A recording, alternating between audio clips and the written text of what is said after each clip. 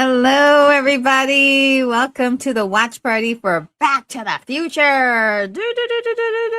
I'm so excited for this. Of course, I've got my flux capacitor right back here, and we're ready to go back in time, jump into our DeLoreans, and have some fun here.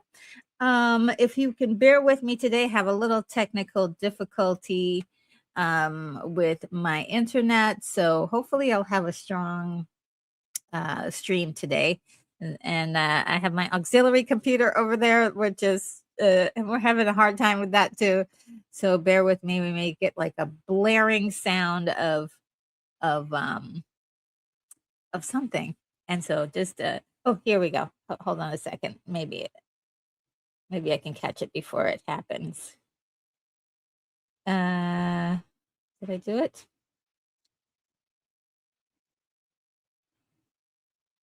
Yes, I did. I caught it just in time before it happened. How is everyone doing? This is actually going to be a lot of fun. I know a lot of people are away and they're doing fun things this summer, but if you happen to catch this, really awesome. If you can't see it right now, maybe the replay. This is one of my favorite movies, and I think it's for some people, they actually put this as like their top movie of all time. Have too many that come just before it, but it's pretty, it's up there on the list for me because of how incredibly fun it is. We're talking about time travel, which is a classic um problematic kind of thing to do, but it's also fun. It's fun to imagine being able to go back in time. And so this plays with the idea, but it also, it kind of turns it on its head a little bit and introduces things like messing with your own timeline to the point that you uncreate yourself by accident, which is very, very fascinating. We could have a really long conversation, I would say a nerdy conversation about that, which would be a lot of fun. And we should do that one day. But for now, we'll start with the comedy, fun stuff that we get in this movie, which, I mean, they lightly deal with this stuff, but in such a great way. And for all the little nerds out there, this is like a great intro to time travel. It really is. It's a great movie to do that with. I would say even better than the Terminator. The Terminator is like a punch in the face, and this one is a little tickle.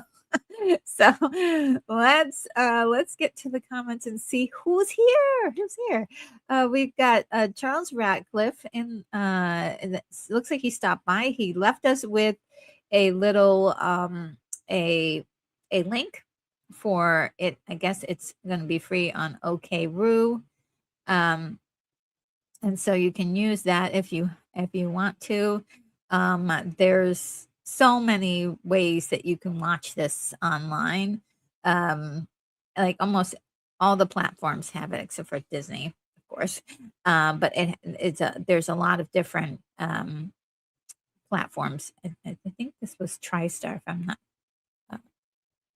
if my memory serves me correctly. But for sure, it's on Amazon for sure. That's where I'm watching it, and a couple other places. Stars is another place that you can find it, um, and it's on Roku and a few other places. And Charles says that he can't really join us today because he's in Texas with family and getting himself together, which I love. That you're spending time with family. So have a great time hanging out with family. And yeah, I mean, I feel like I'm so far behind all the things that I would planned to do in 2026, and it's already coming to the end of it. It's really so time is just speeding along so quickly. But I'm glad that we are able to hang out with each other every Saturday, guys. This is really a good thing for you know. I think for me, I really love it, and I hope it's good for you too. And Keithy is here. Keithy, how are you? Says Charles. Have chicken fried steak for me. Oh, yum. And when I used to eat chicken, I remember chicken fried steak. And you do this. I watched this again earlier in the week, and there was so much of it. I forgot lots of great comedy. Yes, so many moments of comedy. You literally could slow this movie down and just it's sort of like a um Easter egg of all kinds of little details, but also the funny parts are just really great. They're subtle. They don't hit you over the head, but it's more of also to an intellectual kind of humor that happens along the way, which I love that too. Um, and oh, that old Yorkshire geek is here. Hello, hello. I really want to get you on the show one of these days. We'll have to arrange this. It says only one of the greatest films of all time. Yes, I do agree with that. It's really wonderful. Um, I I believe that there isn't another film like this, really. Um, there are lots of time travel films, but there's none that's like exactly like this. And thank God they haven't tried to remake it or reboot it. Oh man, imagine that. Just loving this movie it's such a classic. It's got all these incredible twists and turns and each one is just sort of like it just goes a mile a minute. It just runs for the hills, really. The pacing is incredible, but you can keep up with it, and it doesn't talk over your head either. So it's really great stuff. They break it down for you to understand. So if you're a kid watching this, you're like, "Oh yeah, I know how this time travel thing goes." Uh, and let's see. Maddie Steady! Oh my gosh. So great to see you. I hope you're doing really well.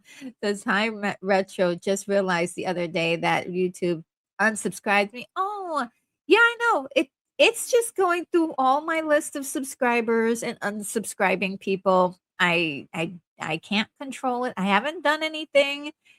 And some people think that it's that we have control over that. We have no control over that. And it's doing the weirdest things. YouTube is just doing wild things to my channel. And I was like thinking the other day, I'm like, I don't know if I can go any more with this channel. Like I can like do anything else for like to, you know, it's just so weird. I give up. I'm just gonna do this little thing in my corner, and who catches me. But I'm glad that you found out what YouTube did, and thank you so much for coming back to the channel. We miss you over here. I haven't seen you in a long, long time. So good to see you. And Mark D with a C came over here. Is here over here a lot. So it was so good. It's so good to see you. So I was thinking about you like like a week or two ago. I was like, oh, I haven't seen him around, and I was like, you know, and so it's great to see you. That old Yorkshire Geeks is saying hi to everybody. So good, so good. I love it. You guys chat in the and chatting in the comments. Botanical Brother says, "Great Scott." Greetings, RNG, and all. Yes, Great Scott.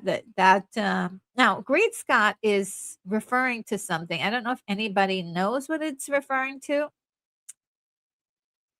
Um, but it is referring to something historical, and I don't remember. I don't recall it right now. But if you guys remember what it is, just let me know. Um, and Bonzo Kilborn is in the house. Says greetings and salutations, McFly. Yes.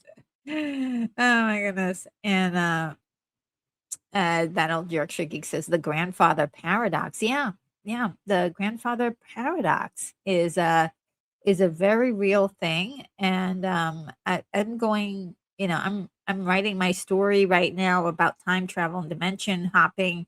And it's like, oh, wait a minute. Oh, we could create a big mess here. So there's a lot of rules that I'm creating to safely time travel. And I found out about this thing called Project Looking Glass. That's really fascinating. So, if for all you nerds out there, if you don't know about Project Looking Glass, go on ahead and look that up. It's very interesting. And then I know I go down so many rabbit holes while I'm on YouTube. So it's like, oh my God, I didn't realize that. Lance is here. How are you from the Outcast Creative? Says Retro Lancey still out dancing. Okay, well, you have a great time. Dancing is really great for the body. I do it all the time to stay in shape. And the really cool thing about dancing is you can do it at your own activity level. You don't have to, do many black backflips, or you don't have to like drop it like it's hot. You could just, stay in place and rock back and forth. But as long as your body's moving, it will keep you in shape. It really does. Um, and Keely says, Bonzo, welcome back to the future. And that old Yorkshire geek says, BTTF, aka Spaceman from Pluto. Yes. Yes, that's it. I think that was gonna be one of the names that they they named it. And let's see what else. And Opal Del Doc is here. Great to see you. Great to see you. Says hello to everybody. And the Botanical Brother says 1.21 gigawatts. Yes. Or gigawatts. So did he say gigawatts or gigawatts? I think he said gigawatts because that's how I remember it. Maybe I'm from the other timeline.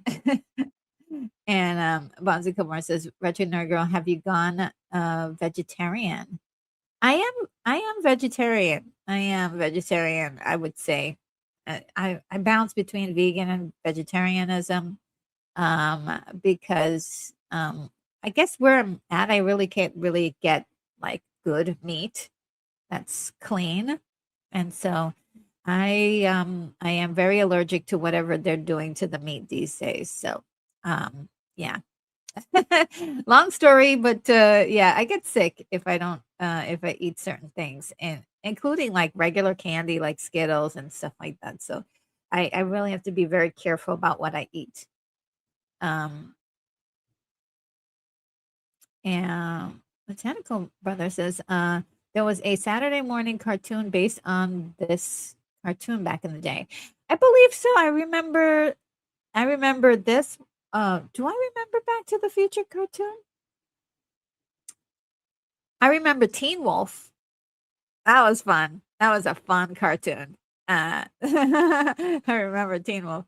I remember Back to the Future. Because when you said that, I was like, yeah, there was. And then I was like, wait a minute. If anybody remembers a Back to the Future Saturday morning cartoon, let me know. Let me know. Because I want to, maybe it's hidden in my memory. But I think I do remember that. I had so much fun watching the um, Teen Wolf cartoons. They were so much fun. My favorite character was was Dad. I love Dad. He was so much fun. The little jerk Shigig says, I think Robert Zemeckis and Bob Gale have something in the contracts that says Back to the Future films can't be remade while they're still alive. Good, good. It could be an urban myth. Okay, well, I hope so. I hope that's the truth. I hope they're not remade at any point in time, because they are treasures. I would say that, especially the way it looks, the way it's made. If there's anything they can do, is if they want to touch up something digitally or otherwise. But I think to mess with the story, just come on, let's leave it. Let's treasure our beautiful films, our one in a lifetime films. um, and just if they want to do like a Back to the Future kind of, I don't even think they should mess with even because the last one really sealed it off, didn't it? It really kind of sealed it off. Um, maybe if they called it something else and then um Doc Brown's sons were like were the ones who are doing it, maybe, but I wouldn't want it to be called Back to the Future. I would just want to call it something else. Inspired, and what they used to do is they used to actually rename films that they were redoing, and actually say like adapted from this film or whatever. And Bouncer Kilmer says time travel that actually makes sense. Shocking.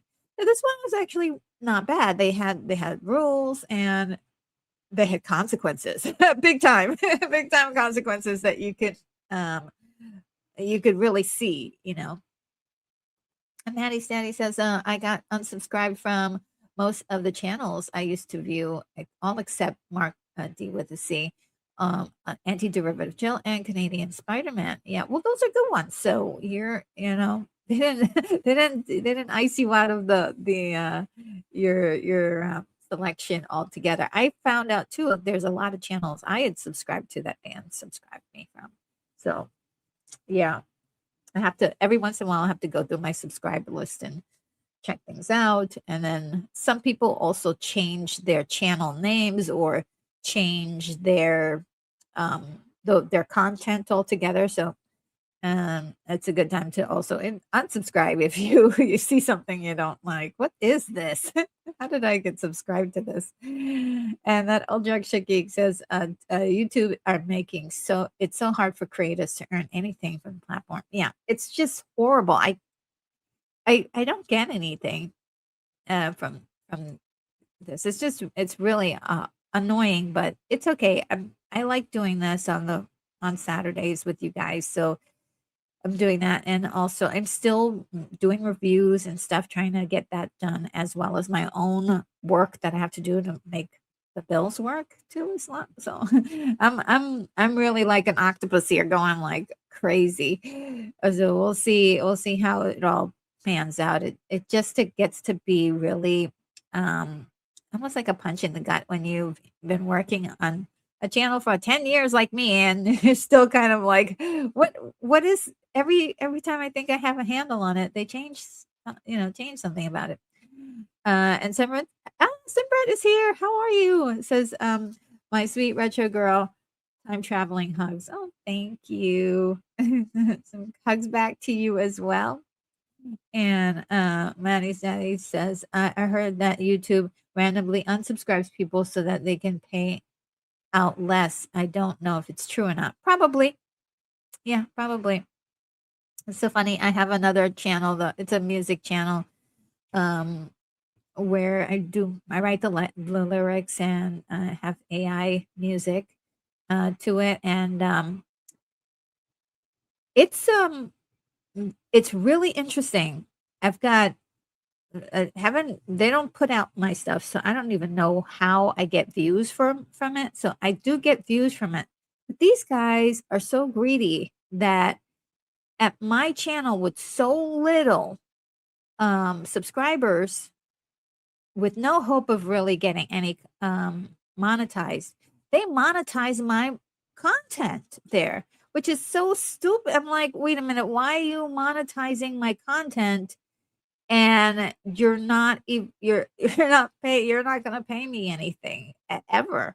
So it's just one of those things where it's like they are using smaller creators to make most of their money, really, by keeping them in this cycle of like, yes, we're you have to get more views in order for us to give you anything. And while at the same time they have millions of smaller creators that are basically free money for them. They don't have to pay that money out. They get to keep 100% of that money. So it is a little thing that they're doing.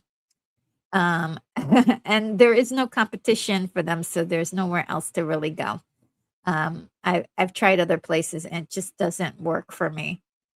And that old Yorkshire geek says, "Great Scott" is Doc Brown's explanation. Oh yeah, I know that, but I mean, I think there's another reason why the Great Scott is a term that they used to use a lot, but I don't know why. There's like another reason why they used to use like a actual historical um, reference. And that I don't remember. I'll have to look after we're done. And Botanical Brother says Superman also used that phrase "Great Scott." Yeah, it's a popular phrase. It just is. I don't remember exactly where it comes from. Like from what I remember, it does come from like some sort of historical background. Um, I'm sure AI will answer. Google will answer it like immediately if I look it up. To me, Great Scott is just a thing that Superman used to exclaim. Yes, and oh, you think it originated with Superman? Huh, okay. Um, I'll have to go look. Um, and a Botanical Brother says Project Looking Glass involves using gravity lensing to look back in time into the future, but its capabilities are limited. Yeah, that's what I found out, and other things, and other things. um, and oh, somebody's asking stunt brat if she can drive, and she said, "Yes, I can drive." Yes, she certainly can drive. She did some driving stunts, if my memory serves me correct from our interview. Was it on Hitcher? You can verify that for me. Um, and that old Yorkshire geek says, Hitch is it Hitcher or Hitch? I think it's the Hitcher. Yeah, Hitcher. That old Yorkshire geek says they pronounce it gigawatts, right, in the film. And the audio commentary, they admit that they got it wrong and it should be gigawatts. Yeah, gigawatts. He says, Alexis says Great Scott comes from the 1800s, that it was a way of invoking God or something. It just, I just don't understand it exactly. Okay. Yeah. It that sounds about right if I'm getting it right. It's an older term that people used to say like good like it's like goodness grief, goodness grief. Like no one uses goodness grief anymore. But it used to be a big like a thing that people used to say a lot. It's so wild how many things we don't say anymore that used to be part of language. Is very interesting. And let's see. Let's see. Keep on going here. And Daniel Yorkshire Geek says, don't forget to like, subscribe, share, and if you can become a member. Thank you so much, that old Yorkshire Geek. That really helps. Because I always forget. I always forget. Um, um, I always forget to mention that. And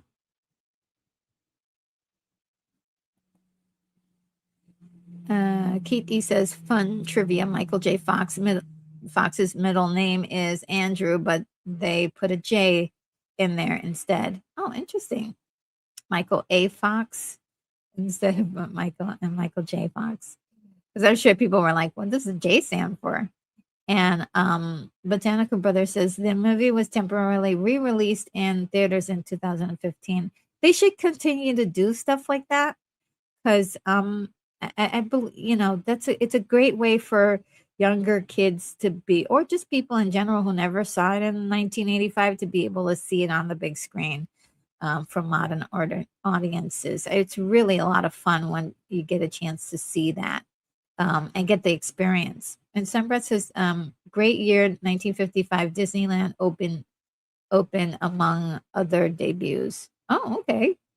And Botanical says, Orange Sheep is the best. I'm glad you asked. If you don't Um, I'm glad I asked you if you had a Back to the Future watch party last month. Yes, thank you so much. You're so you've been so instrumental in just helping me in general. So you're an unofficial but officially a contributor to the channel for sure, for sure. And big contributor to this channel, just incredible. And let's see. And that old Direction Geek says YouTube gets ad revenue of 36 billion per year plus 14 billion from premium and TV subscriptions. Yeah, they do make a lot of money. And a botanical brother, Great Scott, is an exclamation of surprise, likely originated uh, as a minced oath referring to General Whitfield Scott, a prominent American military figure. That's it. That's it. That's it. That's the memory I have. It was like unlocked. Yes, because it's supposed to be referencing a person, um, and they and it there it is. Thank you so much, Botanical Brother. You did the the research there, the googling, and um let's see. Sunrise is retro. It was Blind Fury. Yes, yes, Blind Fury with Rutger Hauer. But driving was my specialty. I was accepted um, accepted TI, the Tom Anthony driving team. Oh wow. And we did lots of car commercials and other precision driving. Oh, you get it, girl. That's fire. That's fire. Oh my goodness. You know, look, as many times as Stunt Brett tells us a story about her stunts, there's always like one extra little thing. Just go, wait a minute, there's a little bit more. Wait, there's more. All right, and I better hurry up because we got to get this the watch party going here. And then Old York Geek says, I can't. I bet Stepbread can parallel park and everything, unlike me. That's very hard. That's really hard. Um, and let's see. That old Yorkshire Geek says, remember when we had to look in the encyclopedias or visit the library to look up stuff? Yes. I used to love it. I used to just go to the library and just randomly look at stuff. And we were so spoiled. We're so spoiled in this futuristic world of ours. Yeah, a little, but it's fun. I think it's a lot of fun. It's got its drawbacks too, but it is not. Maddie said Winfield Scott was a Union general who was fatally shot at Gettysburg. A West Point classmate of of Confederate generals, Gloomy Pete, Longstreet, and Robert E. Lee. Very interesting. It always has something to do with history, huh? It goes back, guys. All right, so well, we are going to begin the process here. Before we do, of course, I'll have the hype video where you can go to the bathroom or get your snacks and get ready, get your copies ready. But before we do that, Back to the Future is a 1985 American science fiction film directed by Robert Zemeckis. All right, he's just really super talented, super talented. And as you see in this film, it'll it will show exactly how talented he is. And it was also written by Bob and also Bob Gale as well. So the two Bobs got together and decided to write this really cool movie that we all love. And of course, it stars Michael J. Fox, Christopher Lloyd, Leah Thompson, Crispin Glover, Thomas F. Wilson, and quite a few others as we go along. There's also um, a few cameos too in there. As you probably all know, that Eric Stoltz was supposed to be Marty McFly originally, and he it didn't quite work out with him. Um, they went with Michael J. Fox, and originally they were going to go with mm, um, Michael J. Fox, but he was working. He had a ridiculous schedule, so he couldn't do it. But somehow some time opened up, and he was able to slide right in there. And now it's really hard to see anyone else play Marty McFly. It just really is. It's really hard. Like, I don't know if you guys have seen um, the clips of Eric Stoltz doing it or playing the part, and it's just like, this is odd. This feels like this is from another dimension, right? So, yeah, it just feels like Michael J. Fox was meant to do it, but sometimes you'll see that I mention dimension hopping, and yeah, I'm sure in some dimension, Eric Stoltz is Marty McFly permanently. So we got that, and I'm about to do. Um, let's see, something interesting pops up in it. Botanical Brother says, keep Mr. Fox well in your wishes and prayers, yeah, for his health. Yes, definitely. Absolutely. Yes, he's a national treasure. And Maddie says the movie Speed was written for my daughter's karate teacher. But the studio director got fired and they went with Keanu. Oh wow, that's wild. That's wild. And Botanical Brother says, the time is also known as the fourth dimension. Oh, cool. Cool. And all right, let's get the hype video going, and we'll be back after this message. Come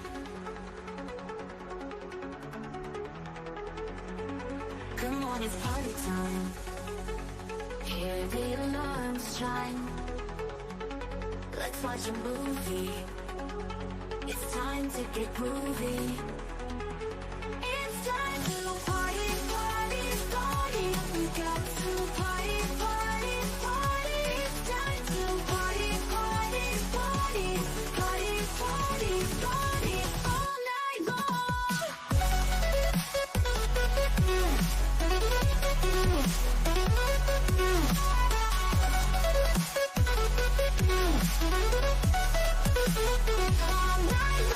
long.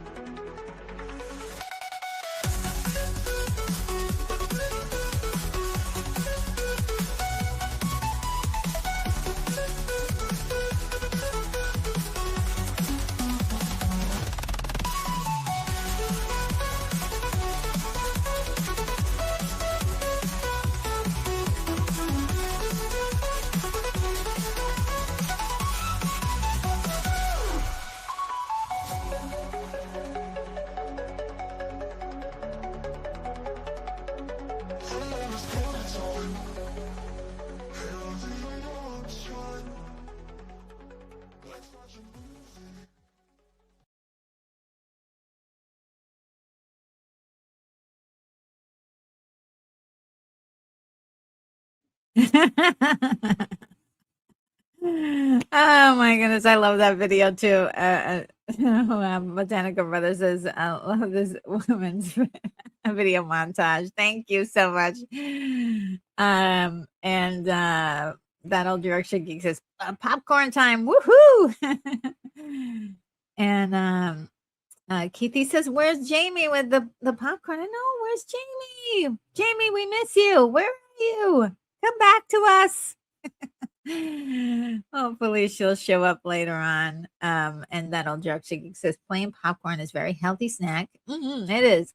It's a 100% unprocessed whole grain, and that is naturally high in dietary fiber, low in calories, and rich in protective antioxidants called polyphenols." Yes.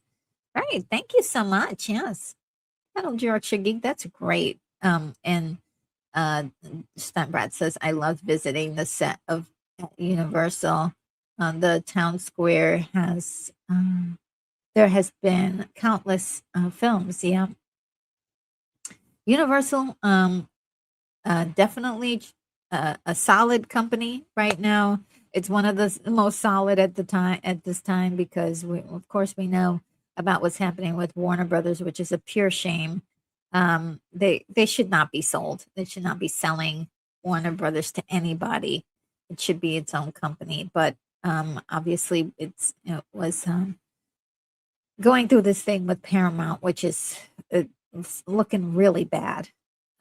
So hopefully, I'll pray that we'll at least the company will continue on somehow. And Botanical Brother says, "Apologize for the subject switch. Anybody seen at the AI animated V the Final Battle series on YouTube?"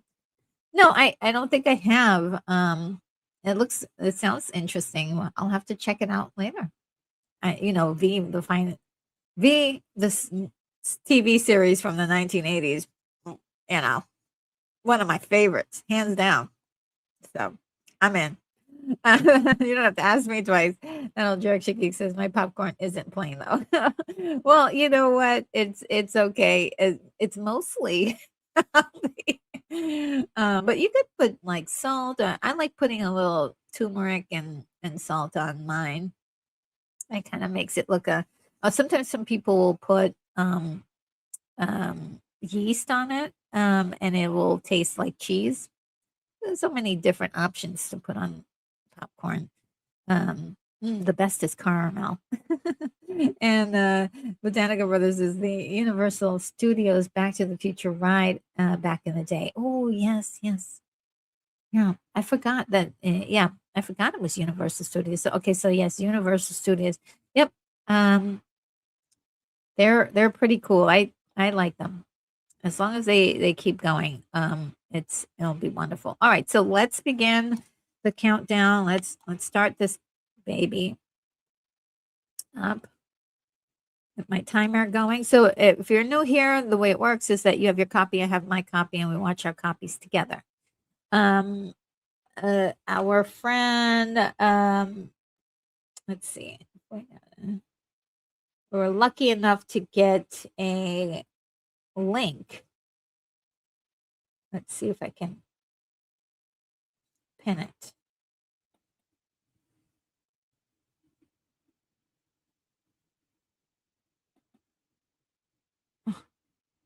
I pinned it and I ended. Bear with me, guys. My technical skills are in question.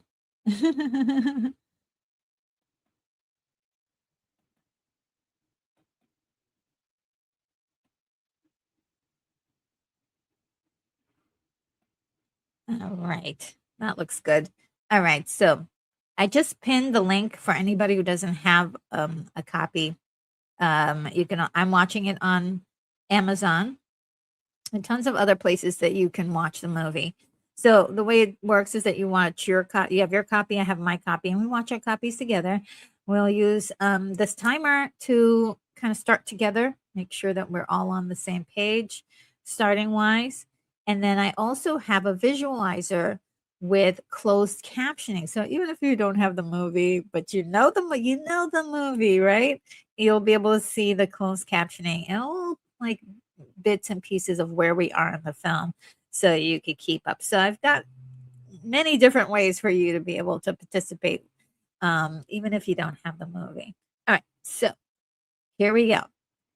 5, Oh, sorry. I'm gonna count from one to sorry, from 5 to 1, but after 1, that's when we press the button. Okay?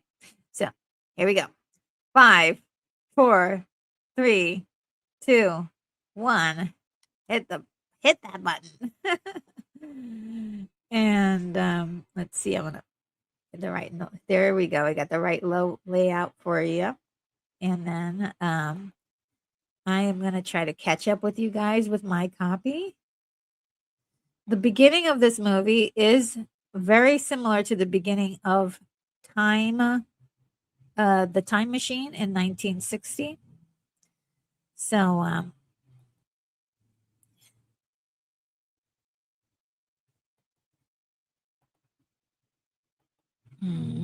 trying to match up.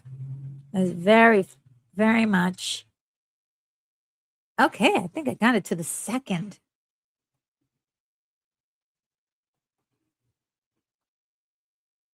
Yeah, it's if you guys have ever seen the Time Machine 1960, it begins the very same way with a montage of clocks. You see the one clock with somebody hanging from it. They're pretty much, like, telling you what's gonna happen later. Oh, these are great clocks, by the way.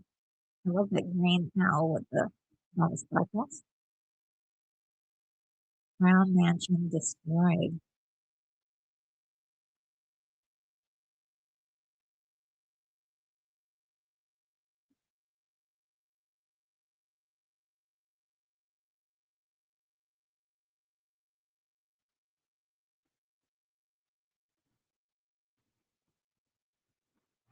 Oh.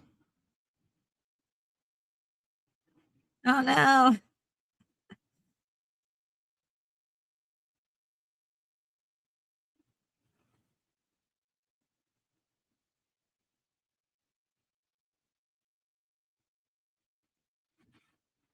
Another breadcrumb to the story.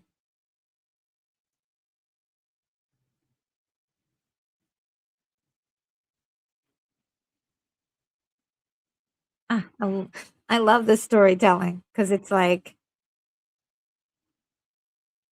you're getting, like, little breadcrumbs.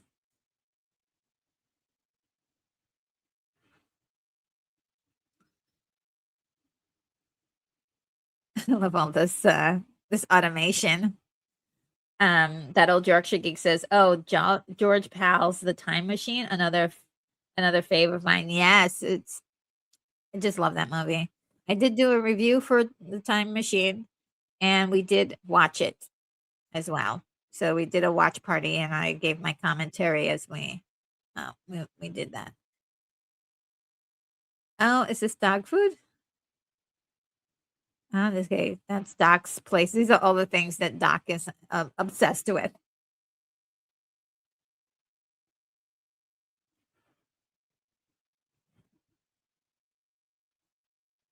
He's like,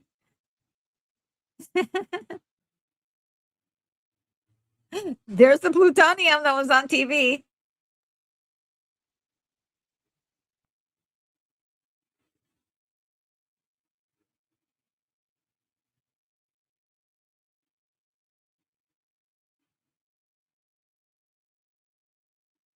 Oh boy, 100 overdrive all the way up.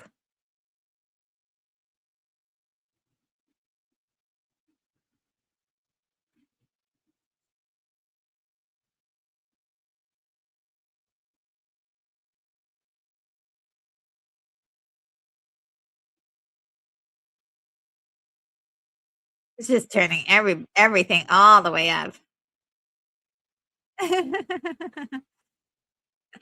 That speaker though is hilarious.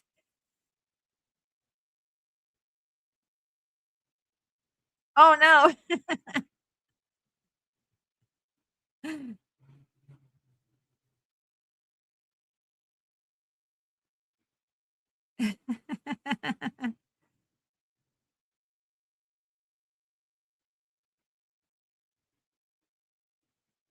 Whoa.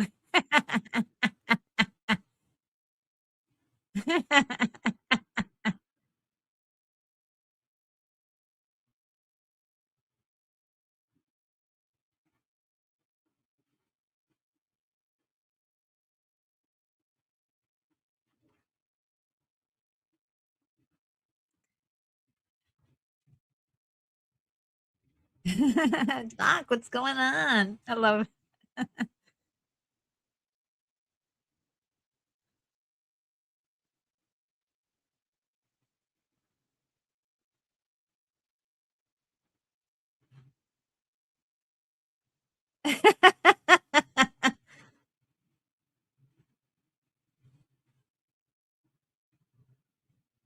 Oh, man.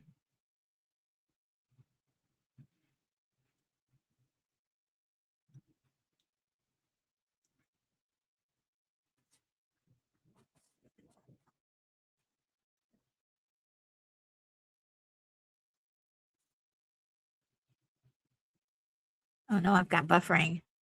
I hate when buffering happens. Oh, no. He's late for school. Yes. Ah, man.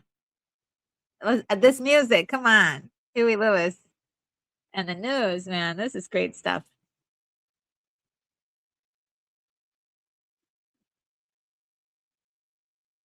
And let's see. That old Yorkshire geek says, an unlikely friendship, Doc Brown and Marty. Did the time travel mean that Doc sought out Marty to make sure the continuum survived? Probably. Oh, I wouldn't mind. Okay, so I wouldn't mind a prequel, but it wouldn't be as good, would it be?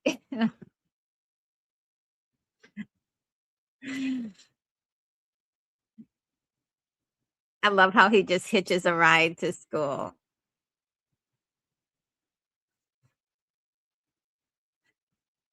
Every single moment of this is telling us a bit of the story. Love it.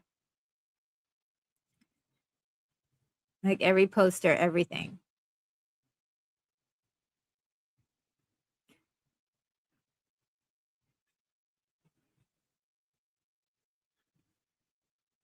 Yes.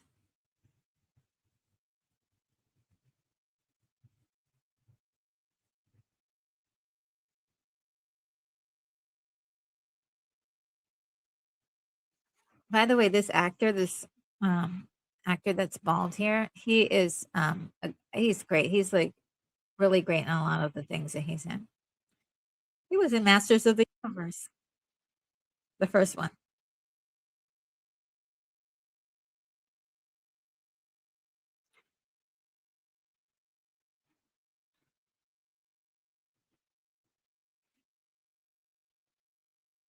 Dag.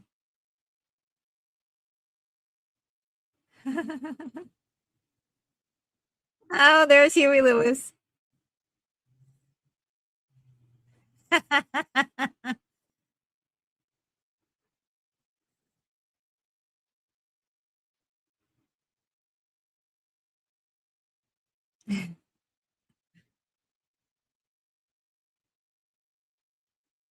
They're playing the music for Huey Lewis's music.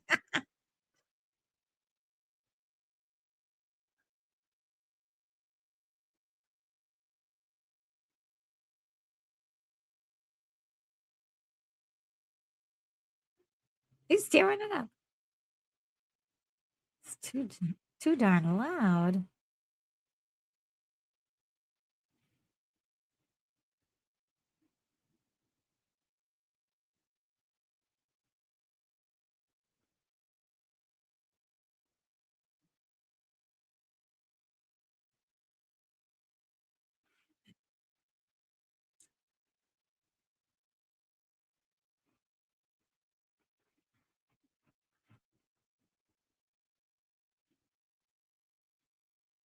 Oh, he's looking at other girls.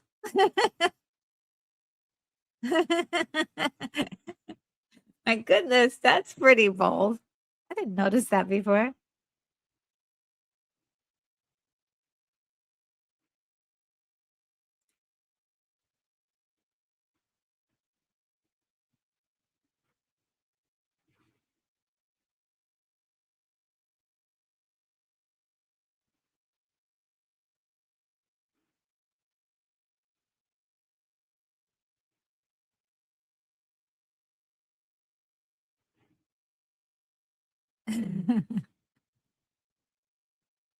By the way, this young lady who's playing Jennifer, um, she was gonna be in the second movie, but unfortunately, her mom got sick, so she had to leave Hollywood in order to take care of her mother.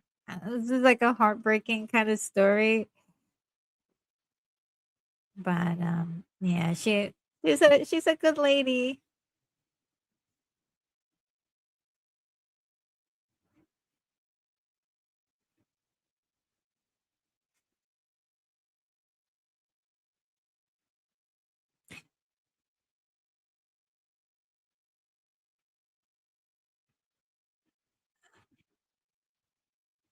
I was trying to find out where this lady was amongst the teenagers in the 1950s. If you guys can recognize her, let me know if they thought about her character.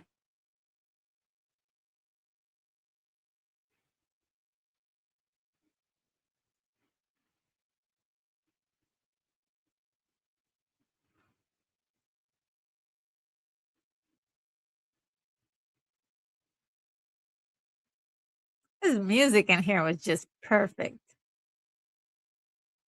Oh, that's so sweet. And I love how they intertwine, like, Save the Clock Tower as part of the it gives you a backstory, but also, like, doesn't feel like a backstory while you're watching it. Ah, that's really good writing.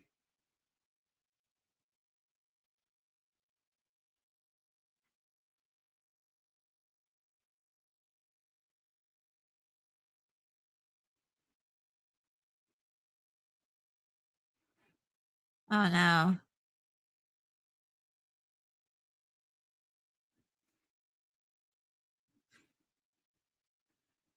Let's see. Oh, that old Yorkshire geek says Billy Peltzer goes to work in the background. Mm. Oh, Jamie Lynn is here. Hello, Jamie. So good to see you. We were talking about you. We were like, we miss Jamie. You have it on DVD. You have the entire trilogy on DVD. Awesome.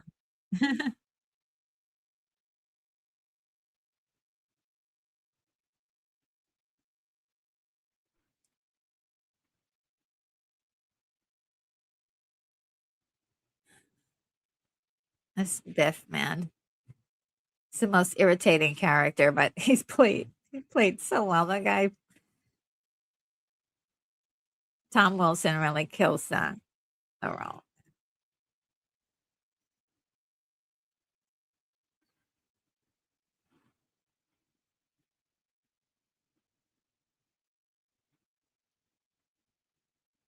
And he's even doing his work for him.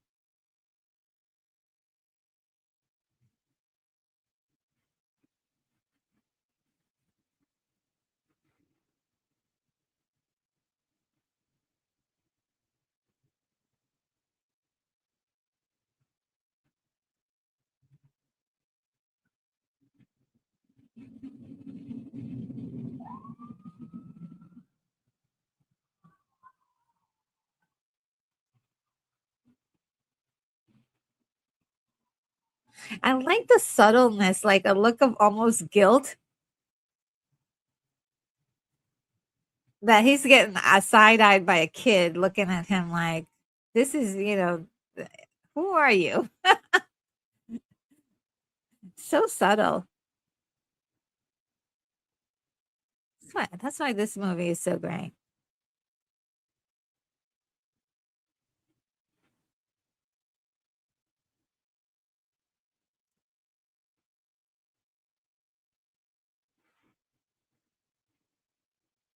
He's such a pushover, poor thing.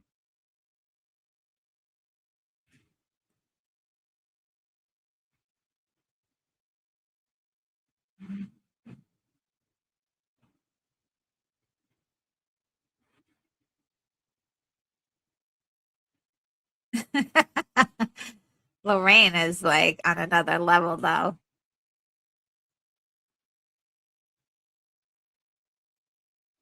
Oh, Uncle Joey.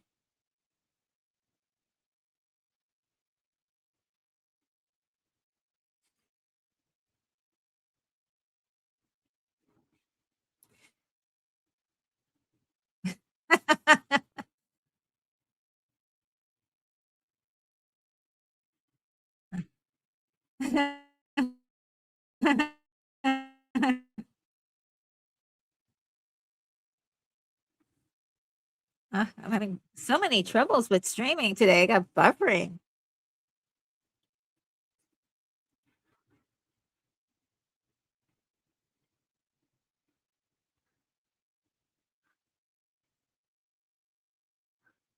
Look at this one.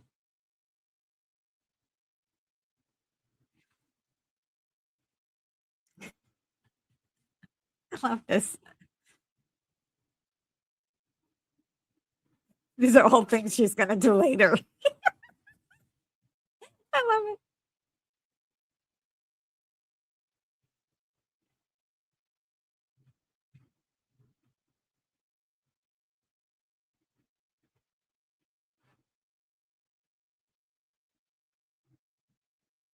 This is true.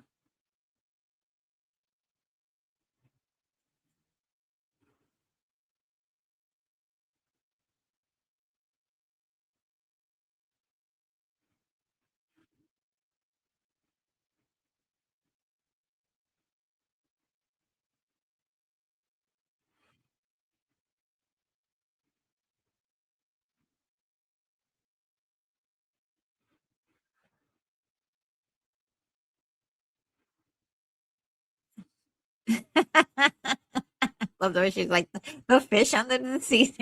She doesn't really care.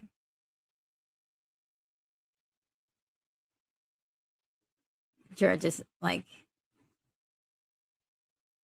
doesn't romanticize this at all, but she does.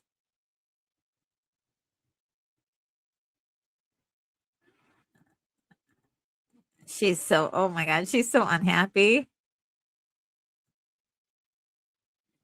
Look at her face. Oh no, I feel so bad for her.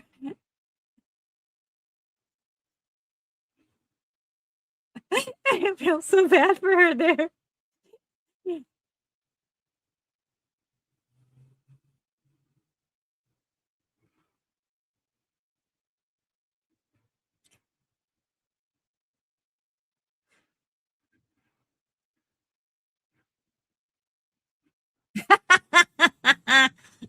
Lion.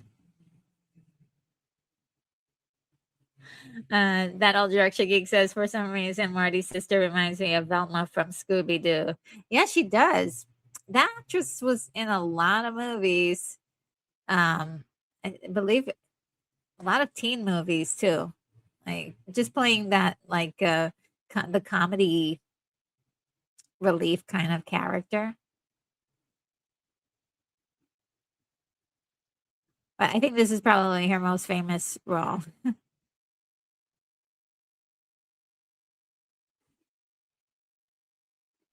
I love this. Or like, what is happening?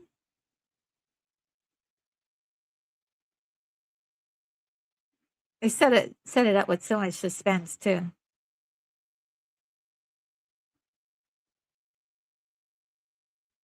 Look at all that atmosphere. Uh,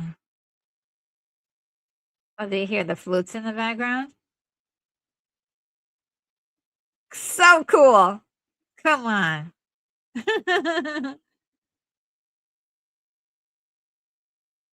Oh, that old direction geek spotted the can of Pepsi free uh, by his bed. Do they even still make? I don't think they make Pepsi free. I don't think so. They have Coke, Pepsi Zero, I think.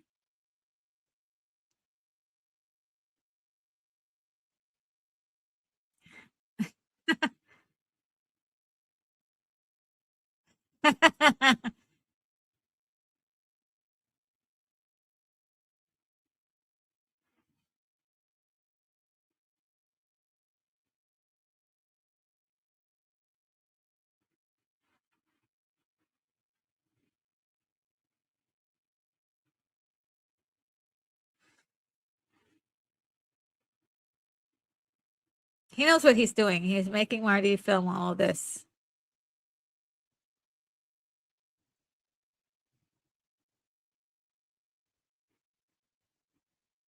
So he could take it back in time, and show himself in the future. So smart.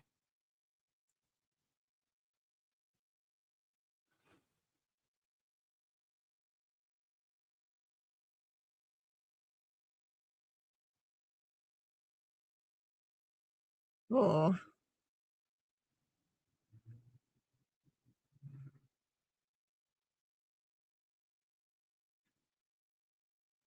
Guys, I love cars. I don't know how to drive. I don't know how to drive. But I love cars, and I'm a big, like, fan of people who can drive, especially drive like that, like dangerous driving and do it safely. An incredible feat, I think.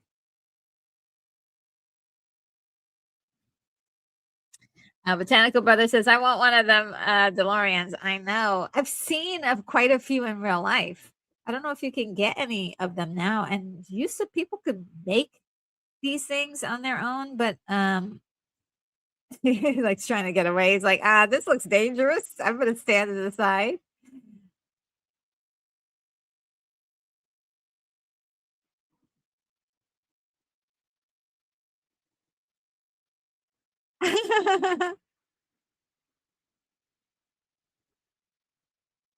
Oh, so cool. The special effects hold up. So cool.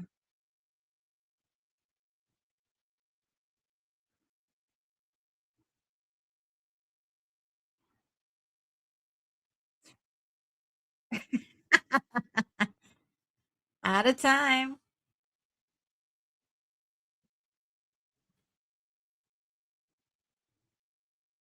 The music's great.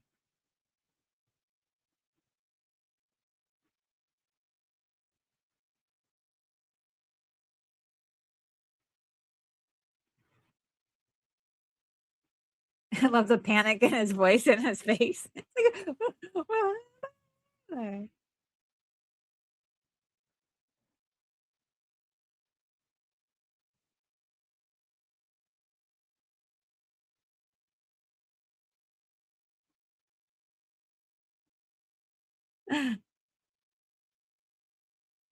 I love him. He's like, "Wait a minute, where I don't see anything."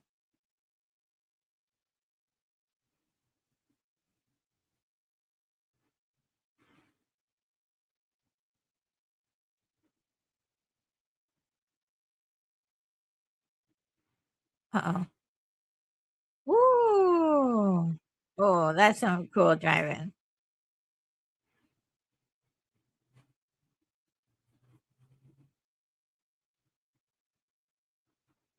Botanical Brother says, "Why would he use his beloved dog as a guinea pig?"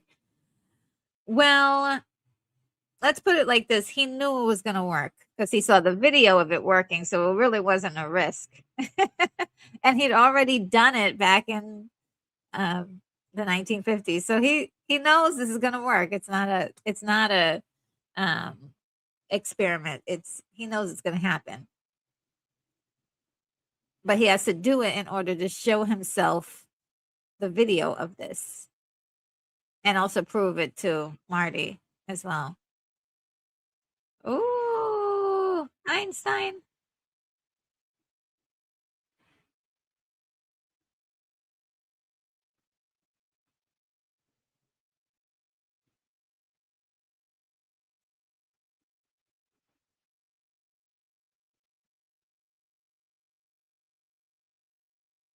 Yes. Yeah,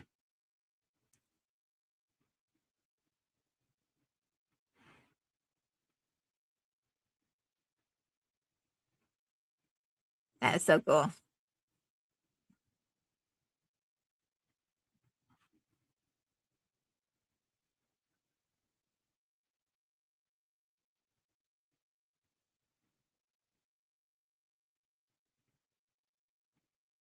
Wow.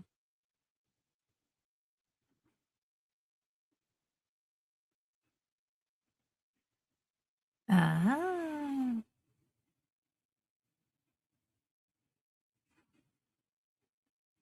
Yeah, that's where he's like, yeah, that's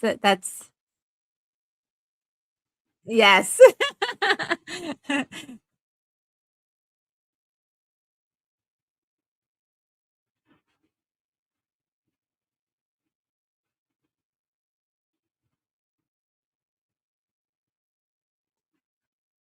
The flux capacitor. Yes. That old Yorkshire geek says there's no such thing as year 0000. Yeah, this is true.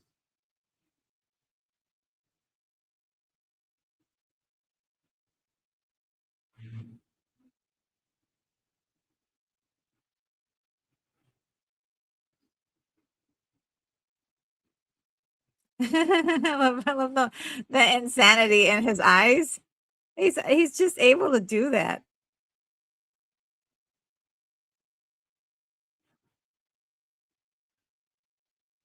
I also love the fact that he's just screaming everything he says is.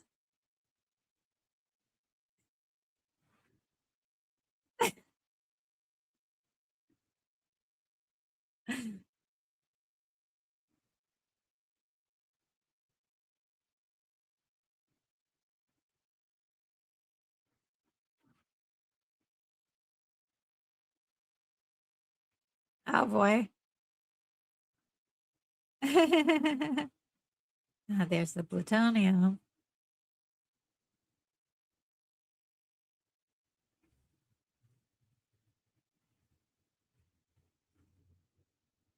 Oh boy.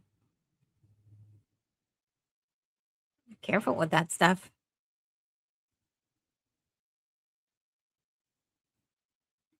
Ooh.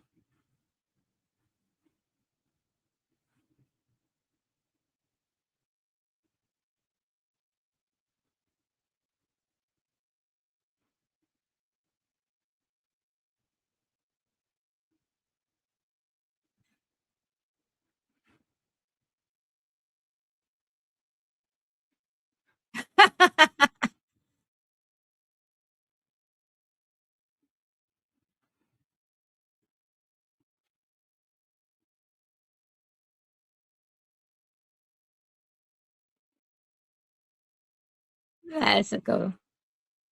Um, Botanica Brothers says RNG has one behind her flux capacitor. That's right. I mean, I won't be able to do these without one. Oh man. Yeah, I wouldn't be able to do these watch parties without the flux capacitor.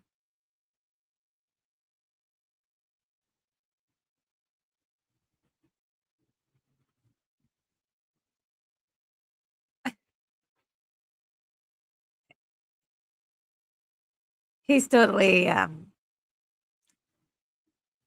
stalling for time.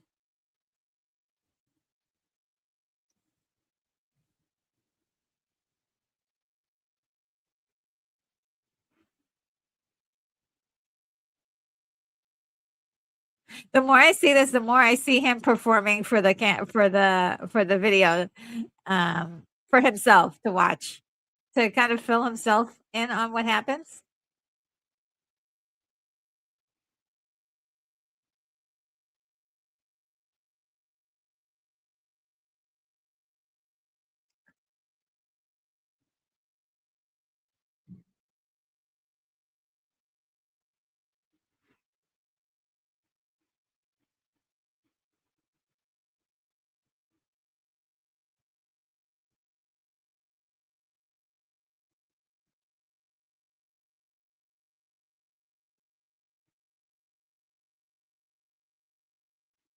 See if they killed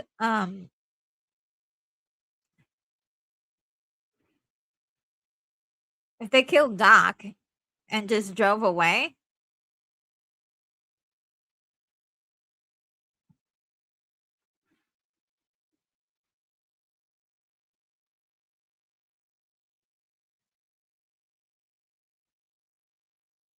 Am I crazy? But does it look like they just hired some? They hired the wrong people to play Libyans. That those guys aren't really Libyans. Oh boy.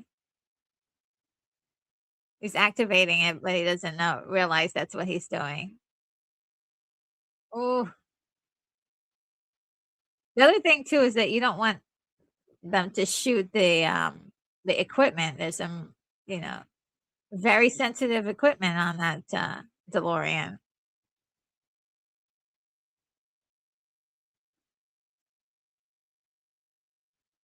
And he wasn't paying attention.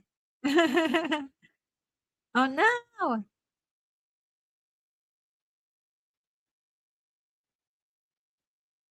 Somebody's doing some crazy stunt driving right there. Ah, the movie, the music, sorry.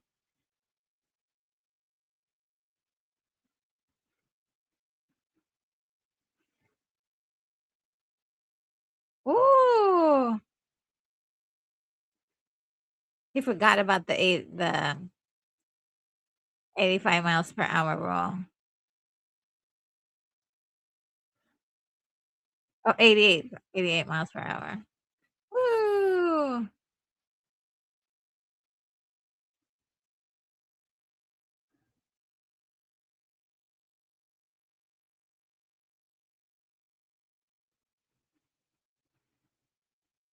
Oh, boy.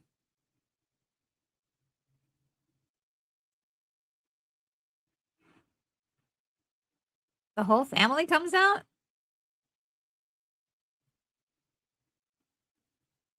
They have terrible survival skills. The kids are, like, the first in front of the dad. Like, "Yeah, we're gonna take the blow for you for the whole family right here."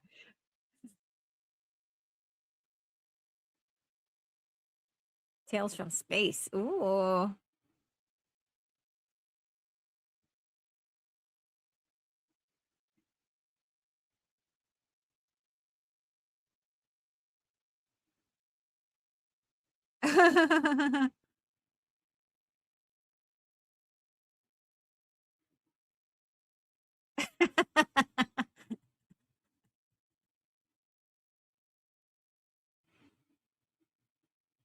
The cows do not care.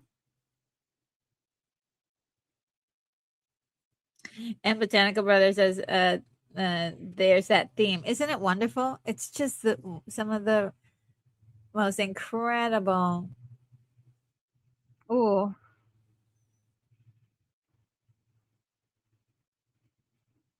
it's already mutated into human form.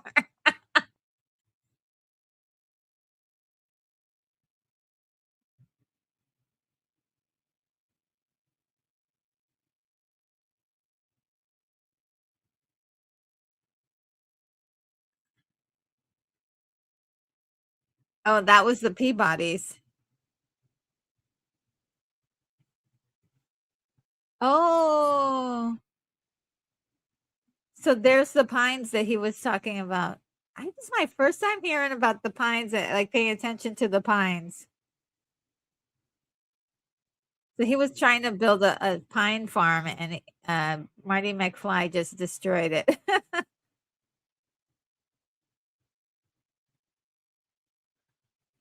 All you have to do is set a new time and then hit the right amount of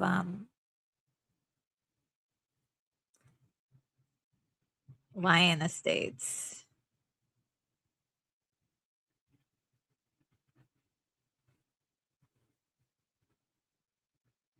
And he was trying to go home.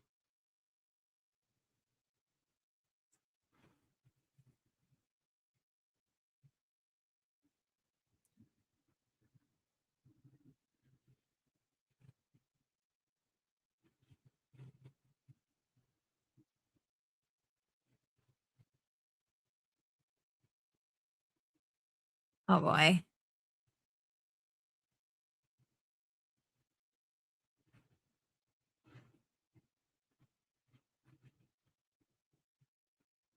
Plutonium. But didn't he put extra plutonium in the vehicle?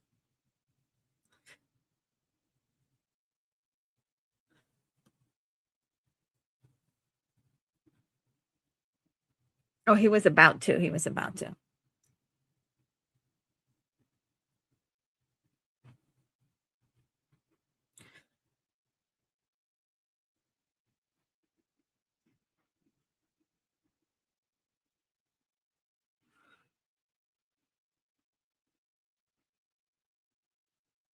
I love this song.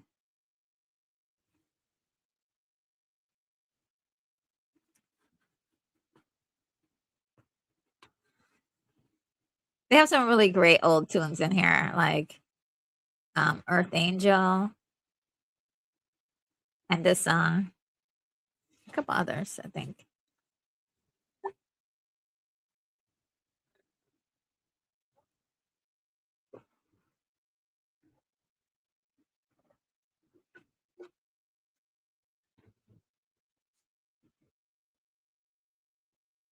It's like, what? And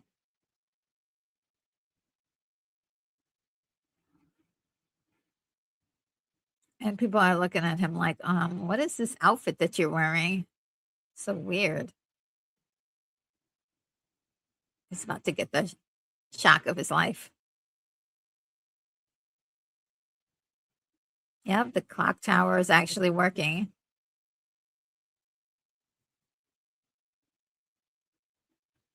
Ugh, I don't know what I would do if I had to go back in time and see something like the changes and differences. It would be a time, it would be a shock, even if it's a time in which I used to know. I would still be like, what? We're going back to this now?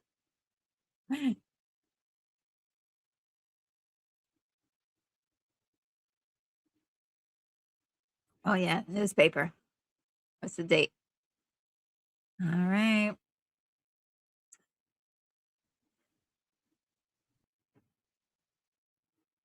30 years of progress gone. Totally different now.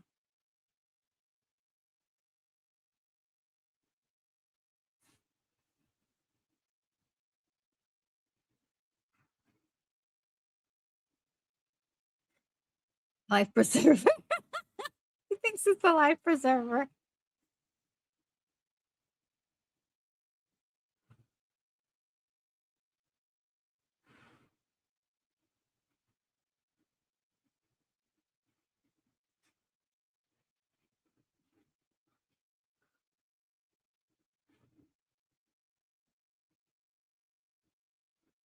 I love the word, like the simplest things are just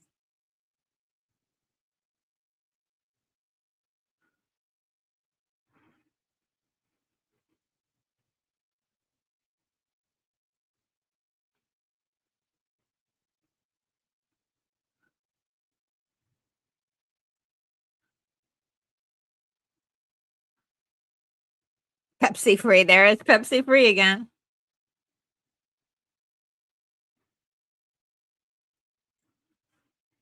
Molly water.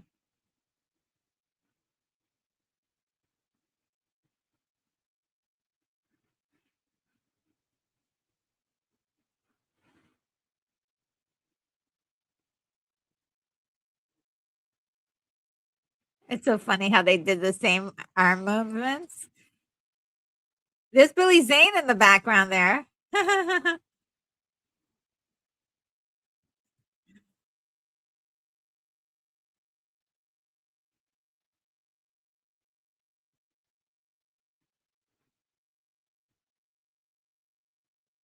What a jerk. Yes, I would want that to happen. You're awful.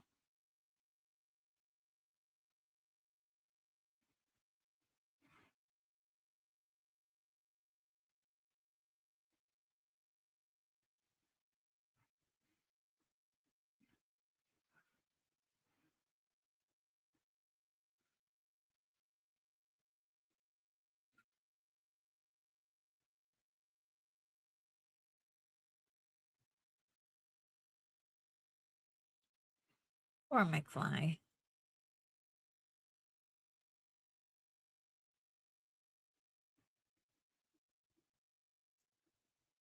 I love this. He's just like, that's my dad.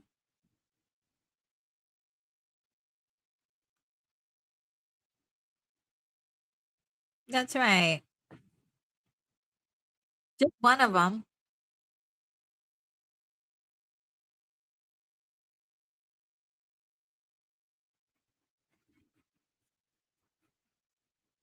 Goldie.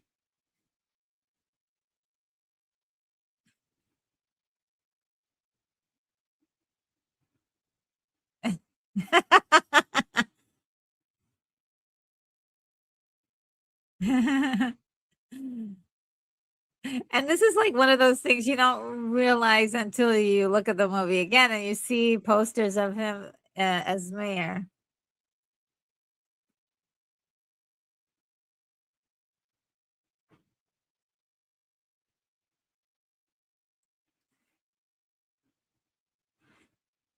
He's just like that. He's gone.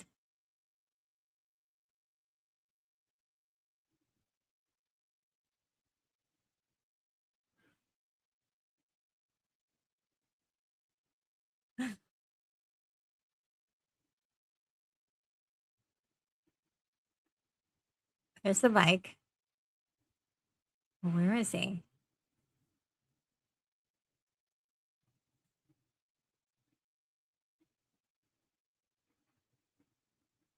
He's he's a peeping Tom.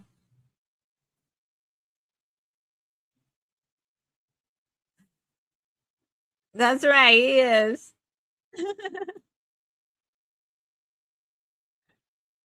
Oh, Darth Plato is here. So good to see you, Darth Plato. Darth Plato says there's a common misnomer about this movie that is going around that timelines exist and they don't. This is one past, present, and future. It works like a videotape that you can record over. Right there. Oh, so he got replaced. His father was supposed to be the one who I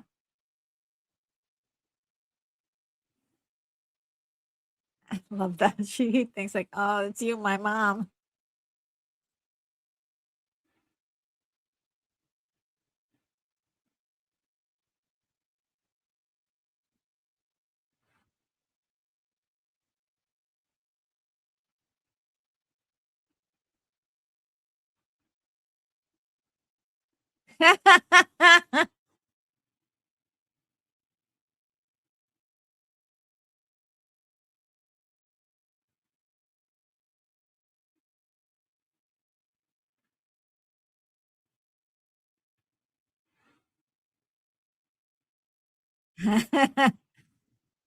Finn.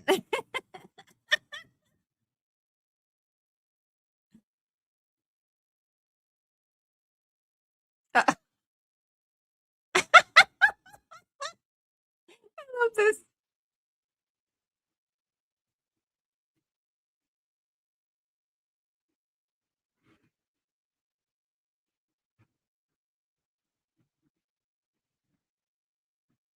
I love that. I love that. I love it.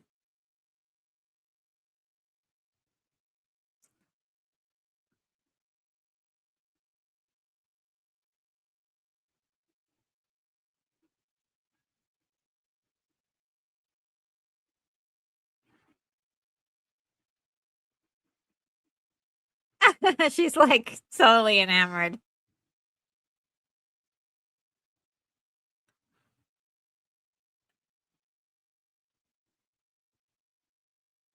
He's like, oh, don't touch me, don't touch me, don't touch me.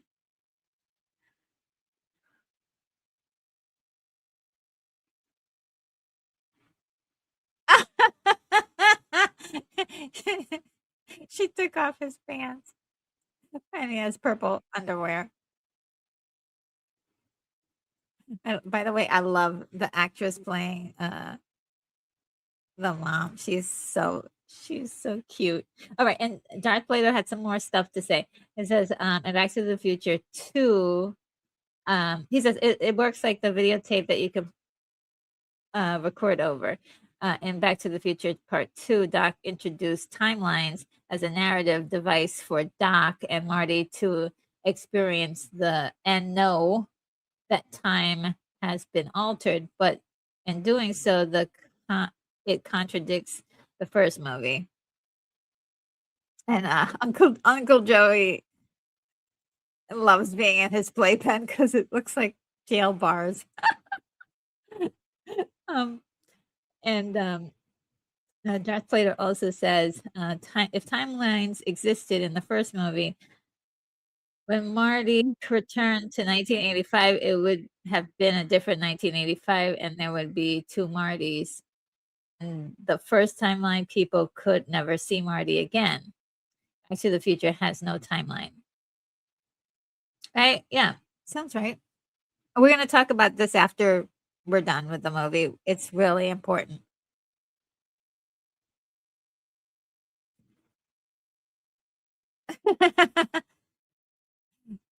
Yeah, it also shows you like in the future, like the things that are so unattainable back then is so easy now.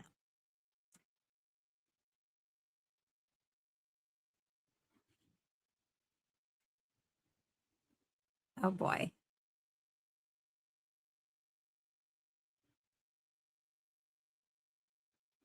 Yes.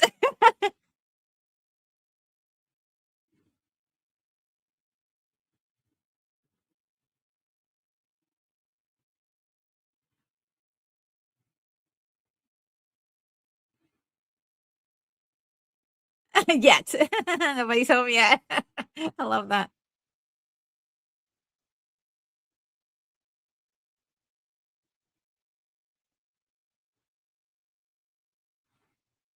No. Yeah, he didn't exist yet. Well, he did exist, he just wasn't famous yet.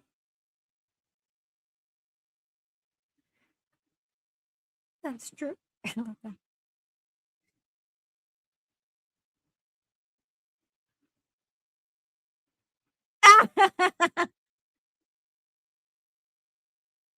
I love that. She just gives him like a little squeeze.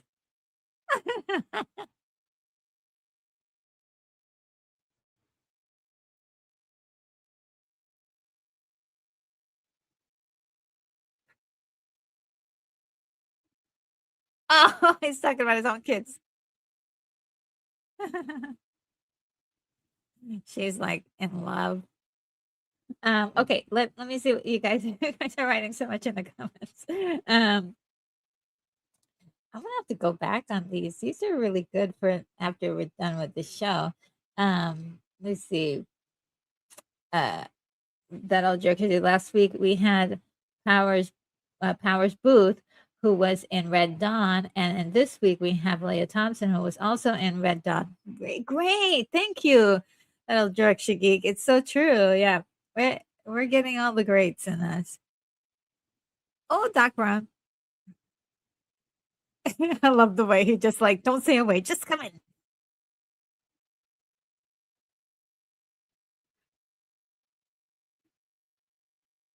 There's no way that he could that could be Einstein. It's got to be another um Einstein. Totally.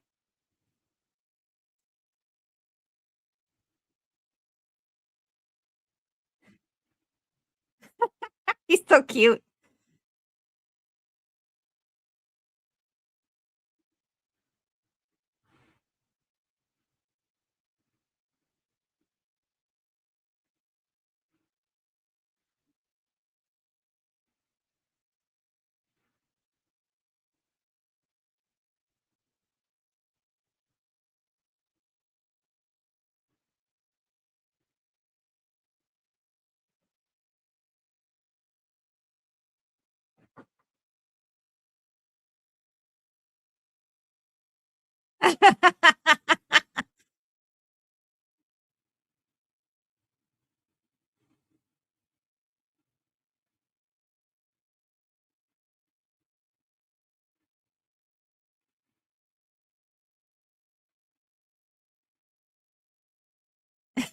He's so adorable.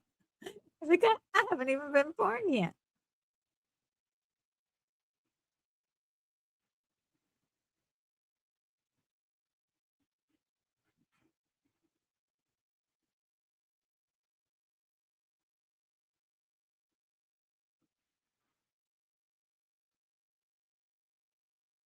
Ronald Reagan.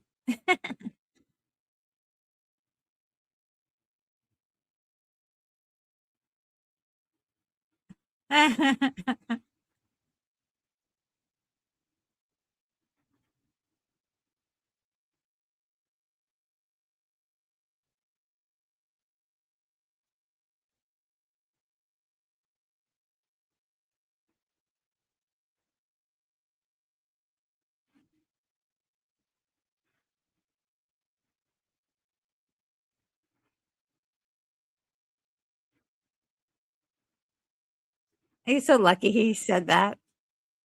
He's so lucky he said that because he was about to lose his one link to solve this whole problem.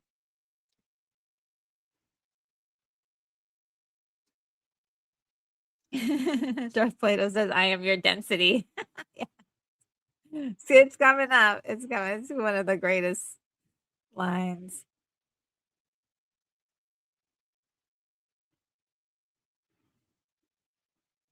That's the flux capacitor. Now he knows what to call it.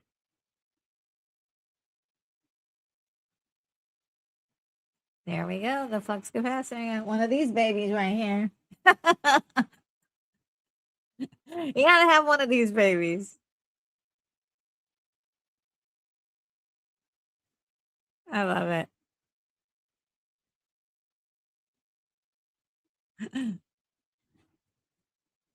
It must be really exciting to be one of those, to be an inventor who is like coming up with all these really cool ideas to invent things and then like try to figure out how to make it work.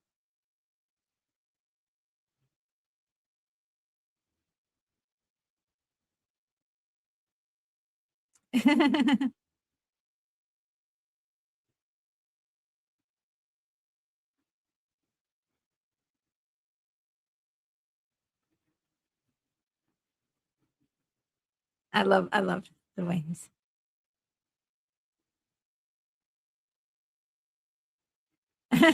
He's so true.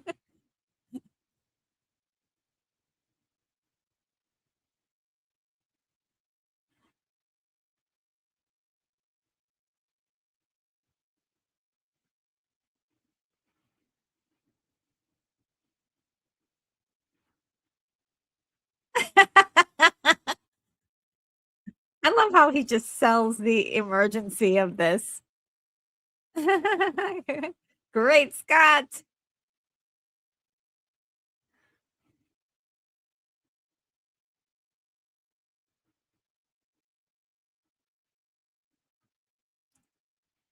Oh, there's that picture is on the wall in the opening.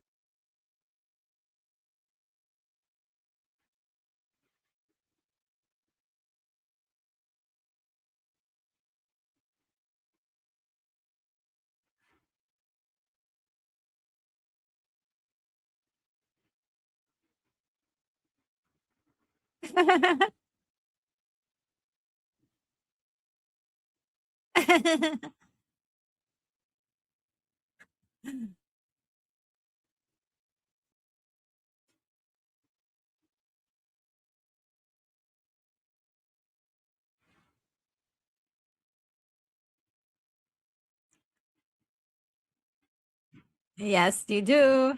I love this. I love that so much. Only in time travel can you do this. Um, okay, my screen let's see, went down. That old Yorkshire geek says, I think it says flux compensator on the piece of paper. Yeah.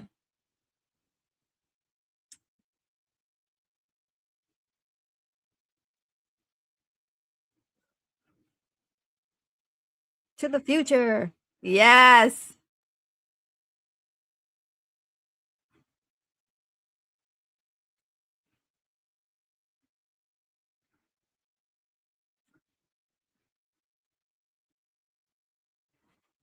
He's already messed it up.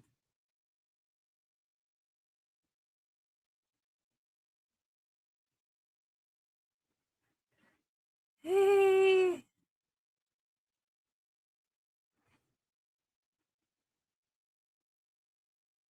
Yeah, because remember he mentions casually that his arm is missing or his hand.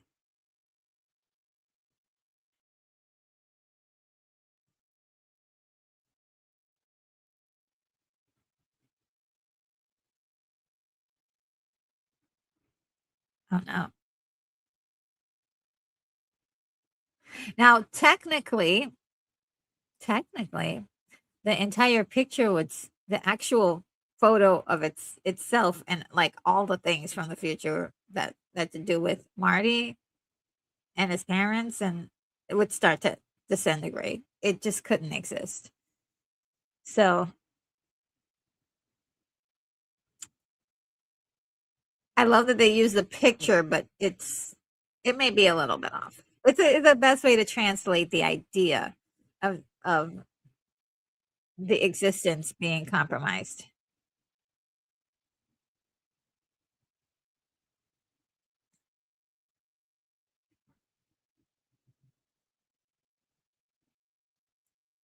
He's such a terrible administrator.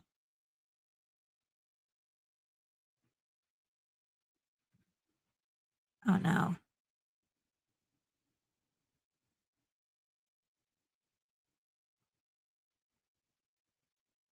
The Florence Nightingale effect.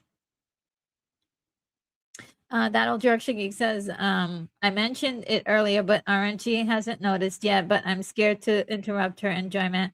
But the banner saying happy Halloween. Oh, sorry. Thank you. No. Thank you. You helped me out.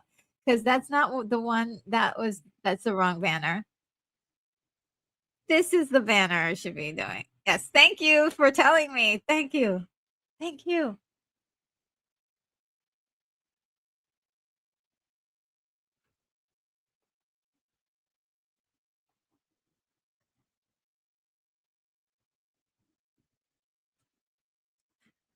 Oh no.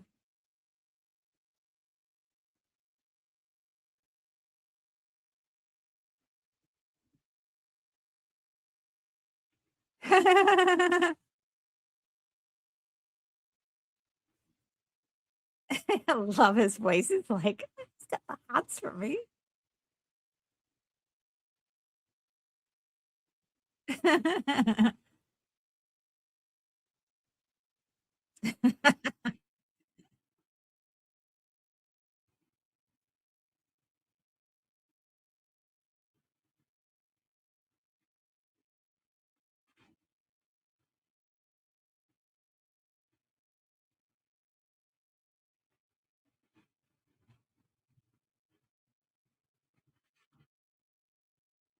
Ceremonial ritual.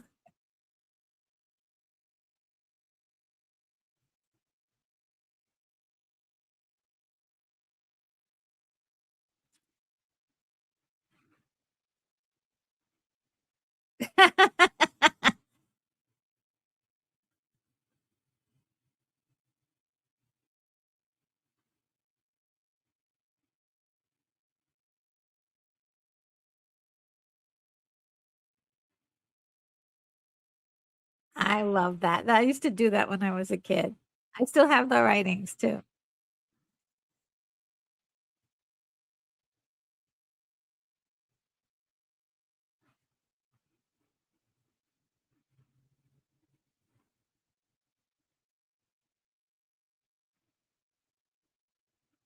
Aw,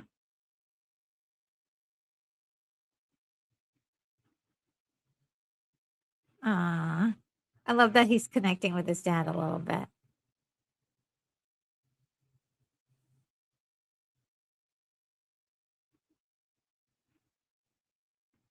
He's lying. Lying. Sometimes he's like, I gotta lie in order to exist.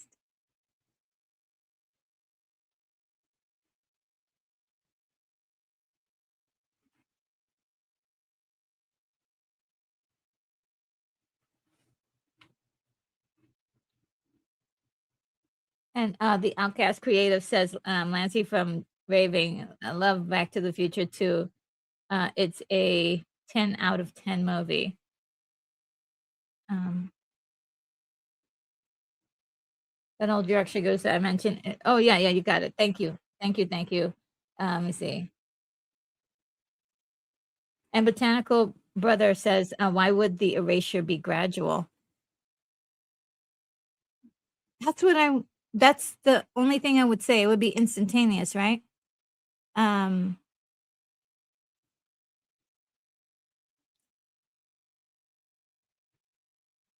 but in the logic of this film, you could say that the way time travel works in this film, is that there's still a chance to change it, to change the future. So that's why they haven't disappeared yet. Um, but I think in real time, it would be totally different. He's gonna miss his favorite show.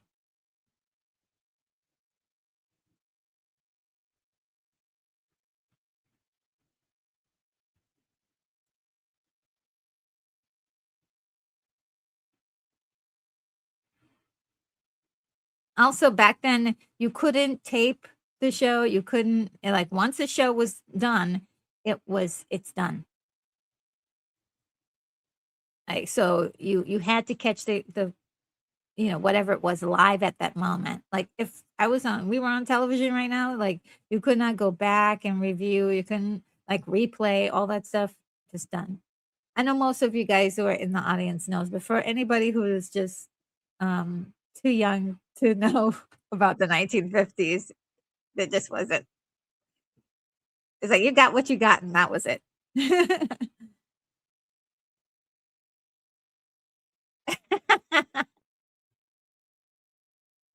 I love it.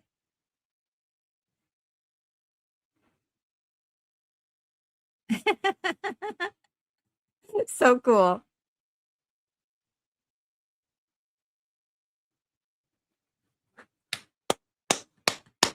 It's like they're stealing from like so many different science fiction pieces. It's not even funny. Star Trek, Star Wars.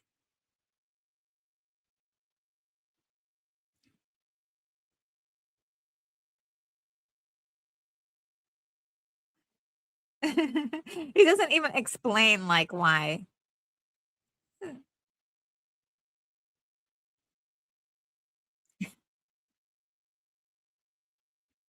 I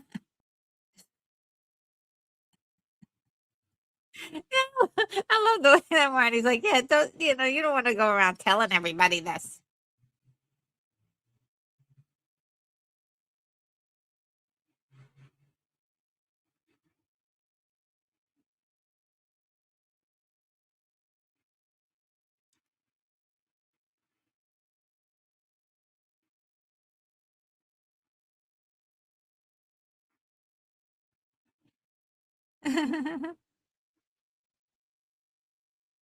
He's like, oh, oh, this is good. And mind you, Biff told him that he doesn't want to see him in there again.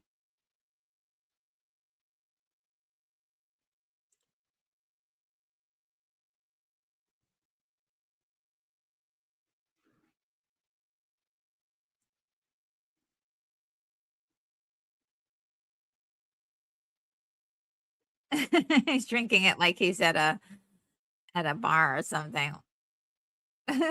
Like a Western saloon.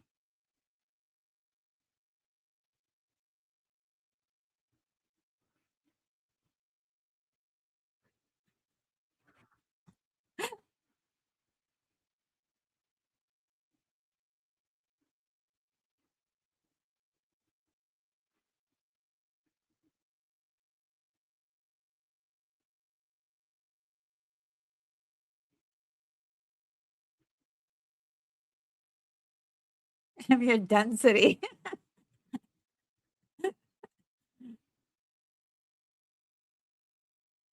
She's like, oh, that's so cute.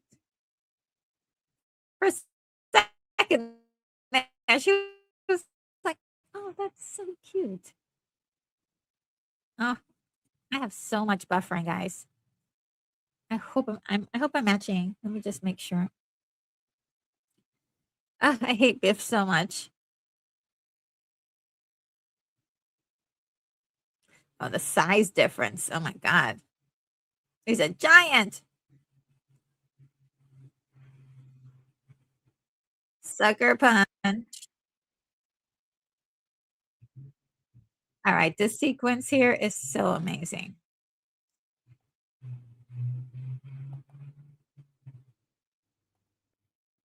Let me just check my. I'm a little bit behind, guys.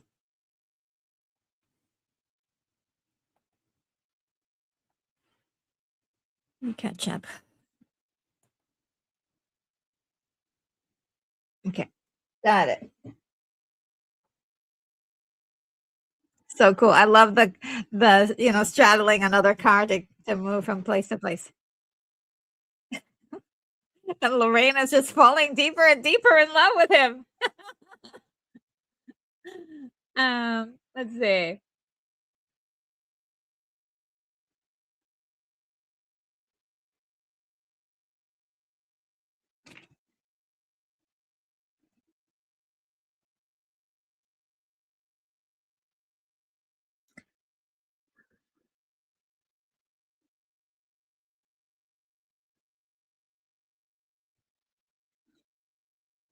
Oh, they're such bad boys. They're such nasties. They're gonna deserve every bit of this. So cool. Look at that. Wow. Great move.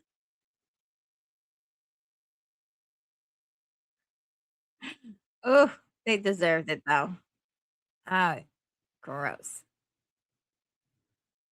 This guy sells it. He's just selling it.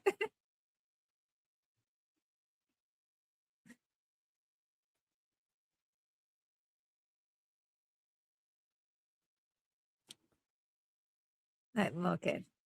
He's like, oh, this is what I could do with this. It's like Marty invented so many things when he was there.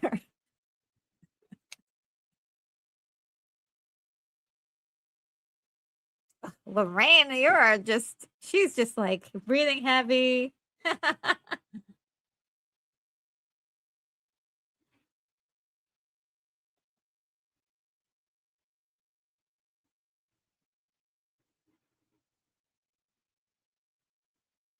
And Brad says one of the most satisfying revenge moments in the film, watching Biff do the wax on, wax off at the end. Yes. And Darth Plato says that's the ramblings of people who can't talk about time as anything other than a mechanical thing because they are verificationists in their epistemology. Wow. uh, and Botanical Brother says Marty did a Indiana Jones movie. Yes. I think that's one of the reasons why we love this movie is how, uh, you know, by the hair on, on his chinny chin chin, he's able to do these things. By the way, this model is so cool. He calls it a rudimentary model. It's pretty good.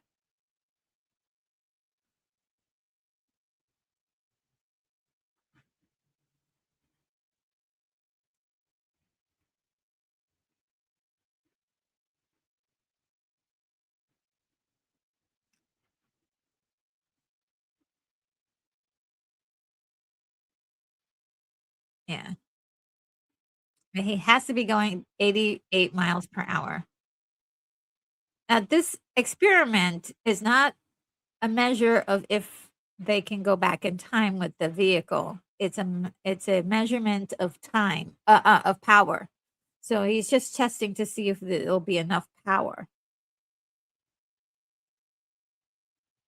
So let's say he was going 87 miles per hour. It would the results would be disastrous.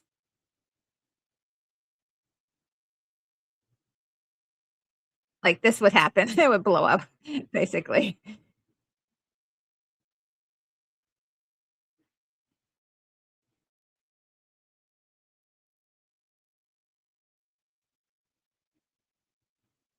Ah, this buffering is killing me.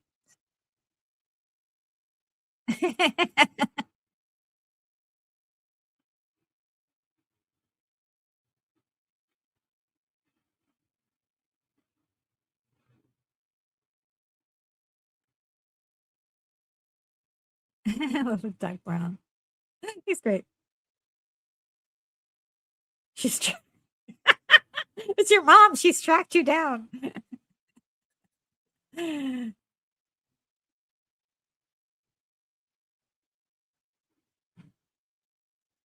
I love Doc. Look at Doc Brown through this whole thing. It's hilarious.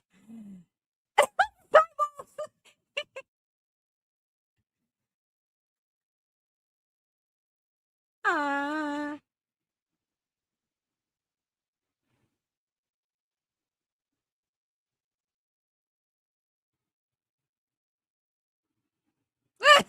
Look his face.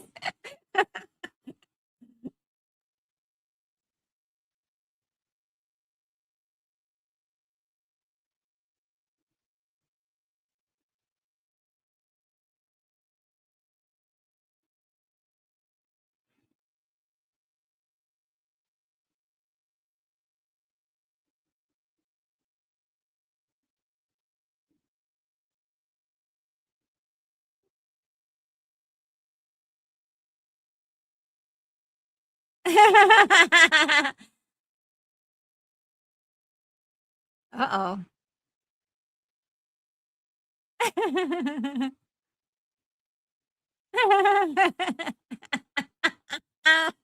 I love the way they look at each other.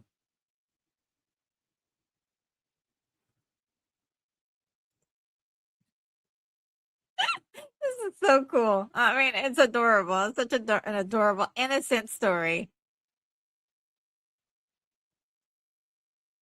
Now, she did say, oh, George is cute. She does find him physically attractive. It's his personality. She's like, oh, I don't know. He's like, Daddy.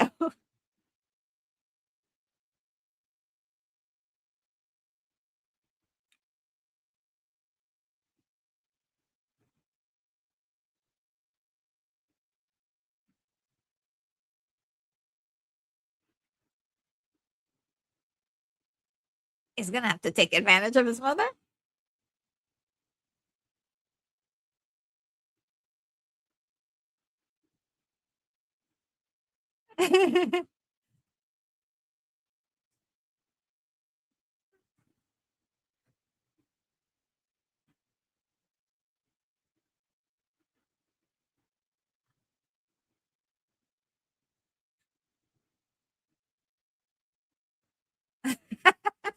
I love the way he just does that with like a smile.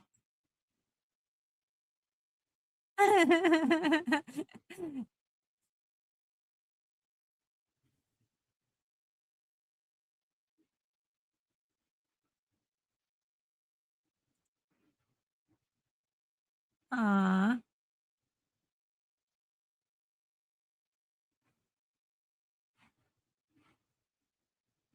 I love this because he doesn't forget that. He doesn't forget it because he also mentions it later on. Great.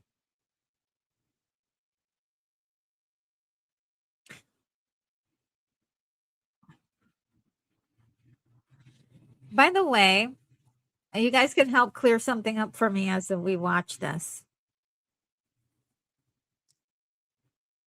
I'll tell you when we get to the part.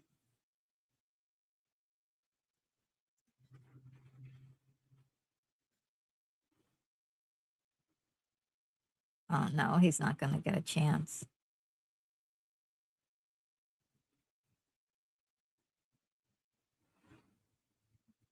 Aw. They're like best friends. Aw.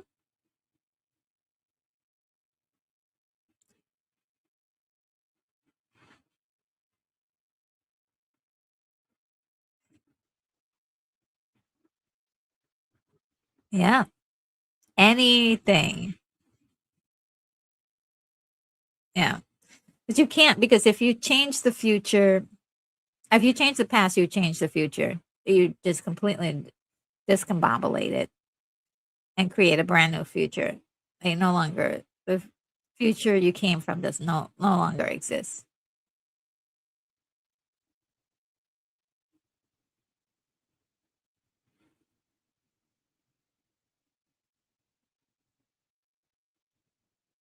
Do not open until 1985.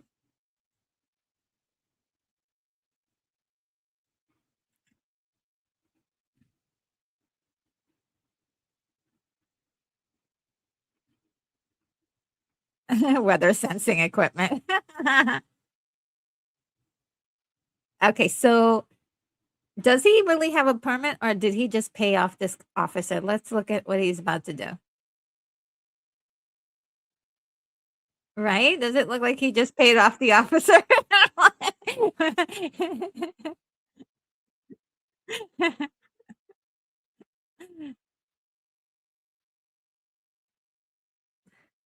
I love this band. They're so cool. Mhm.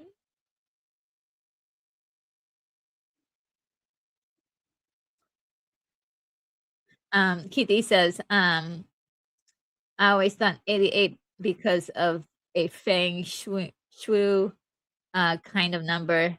Eight is lucky. Ooh, feng shui.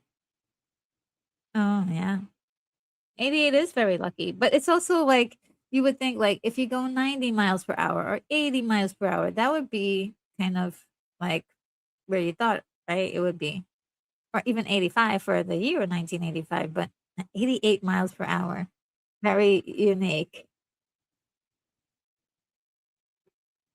Oh boy.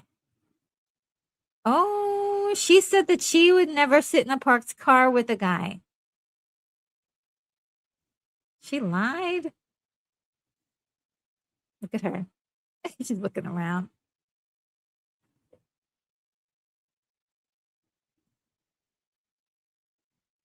So her mom used to drink too.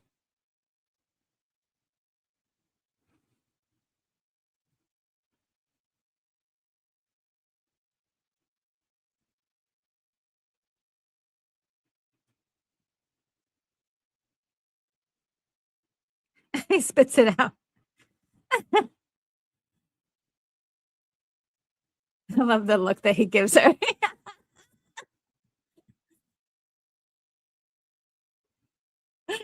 Marty, you're beginning to sound just like my mother.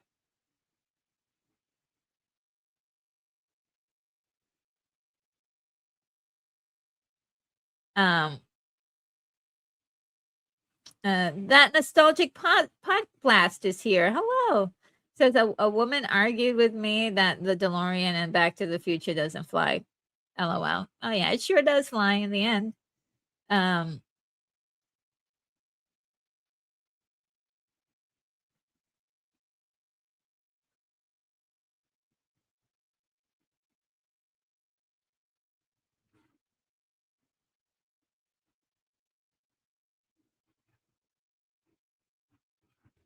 oh God.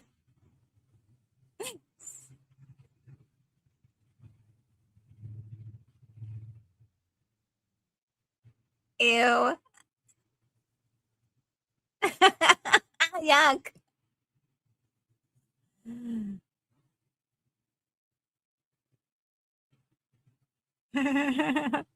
So gross. I love that she immediately like sensed something was weird.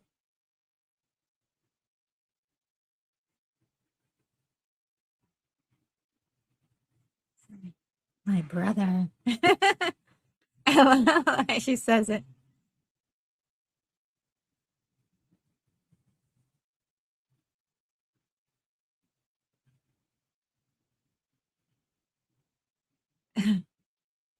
Michael J. Fox's acting in this movie is just incredible. Just the subtle facial movements, just subtle things in his face. It's just so great. Micro emotions and micro um, expressions. Biff, I hate you so much.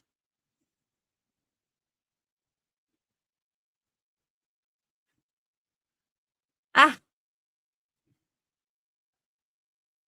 oh no. Billy Zane just punched Michael J. Fox in the tummy.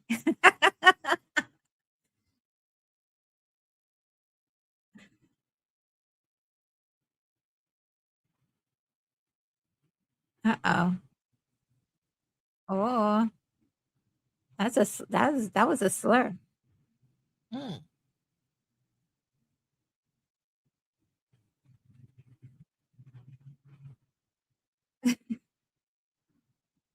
And not to mention they're grown men.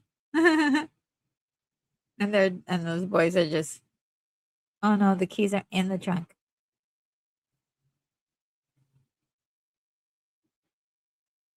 Oh no. McFly. Oh goodness grief. It looks like a tornado in that car. Or Lorraine.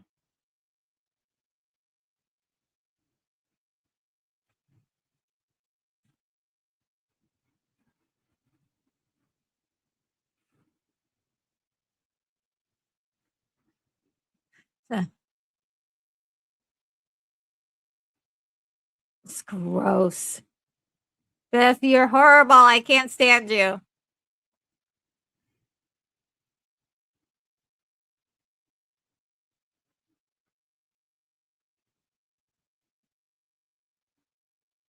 Okay, Lorraine, you need to open up the door. Open the door and run. She doesn't do that.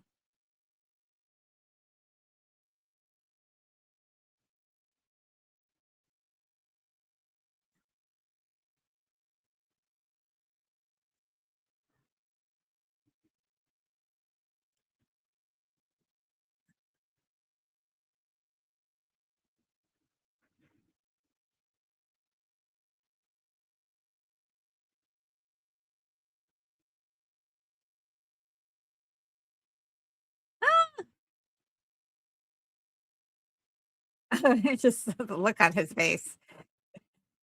That's right, Marty. I mean, I call him Marty. Accident, but George. That's right, George. That was one heck of a pent up right hook, or was it left hook? Left hook, by the way, left hook.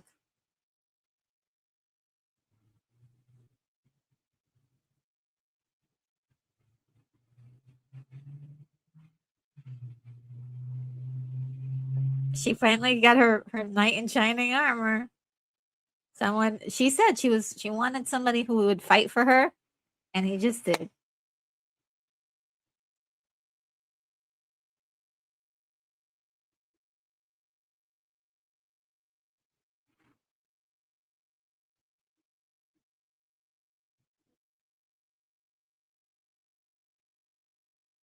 They're still disappearing. Your work is not done.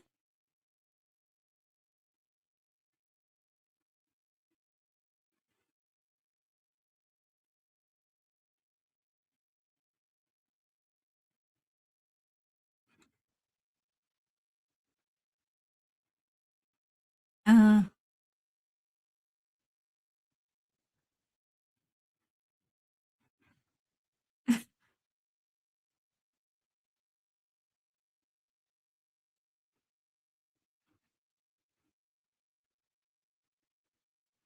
ah, yeah, I love this. I love it so much.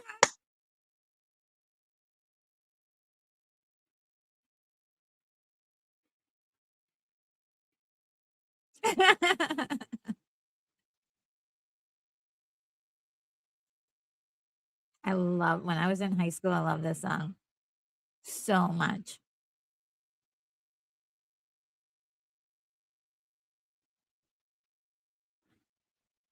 She did ask him, "Is it George? Are you gonna kiss me?"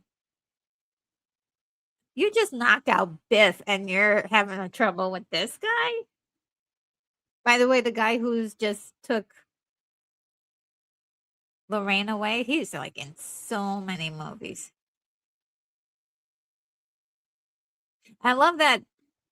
I love that Marty didn't have anything to do with this part, even though it affected him, incredibly. Uh oh. Oh, He's disappearing out of existence.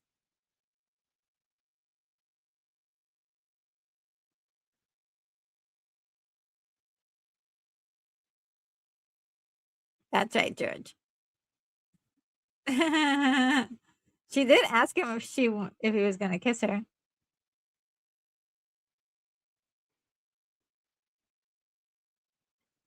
He's like, "I'm alive." I love that. He's back. Everybody's back in the picture.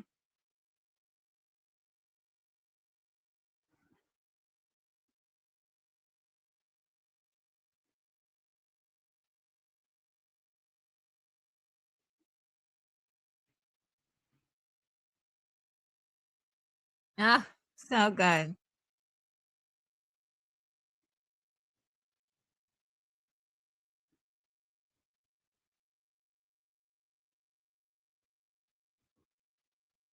Ah, yeah, yeah, yeah. Of course, this is the part that everybody remembers. That's like super funny.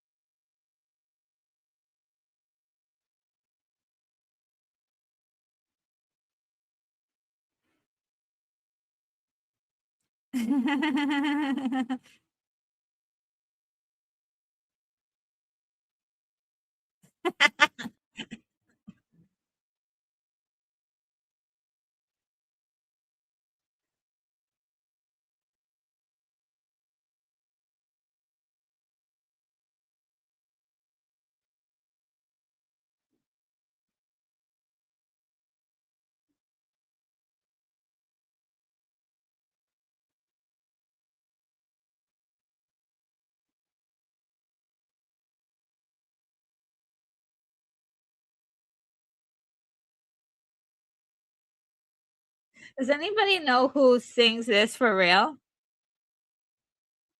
I mean, not the original, but the one that they recorded for this movie. Oh, they wanted him for class president. It just takes a moment for people to see you in a different light, right?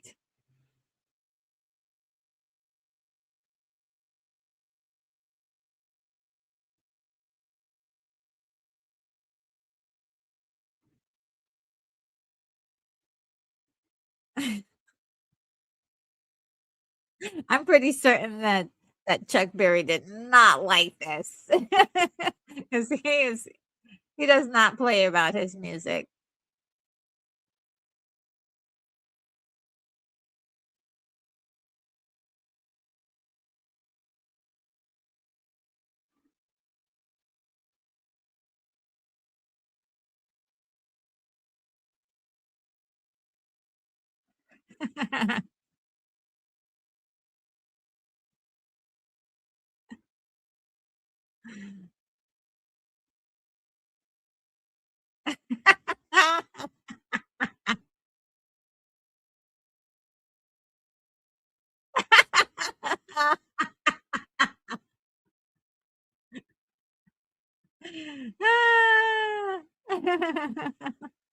I love this.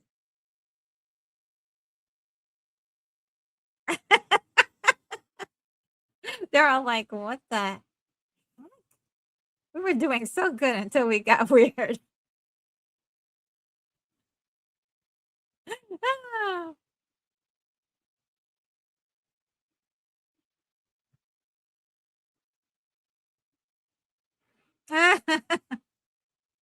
Kids are gonna love it. They did get an applause after though. I love this.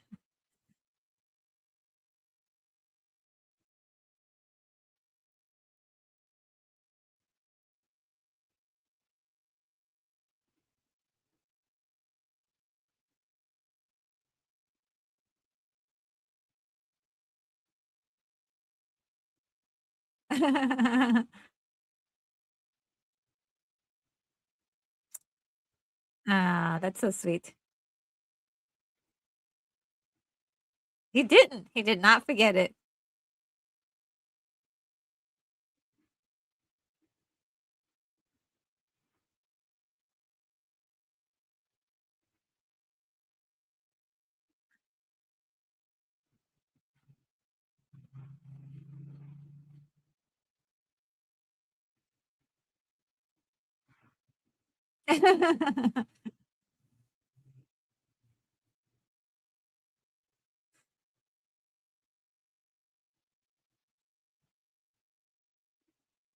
What I loved about that, though, is how they integrated it in the second movie so beautifully, that moment and how they integrated that moment. It's great.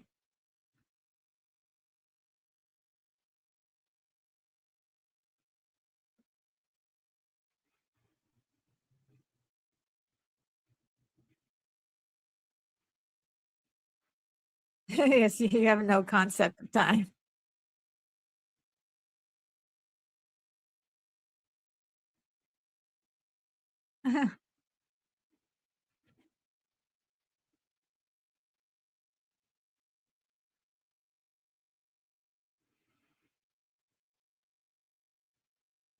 He knows that time changed, it changed something in time by him doing something he never did.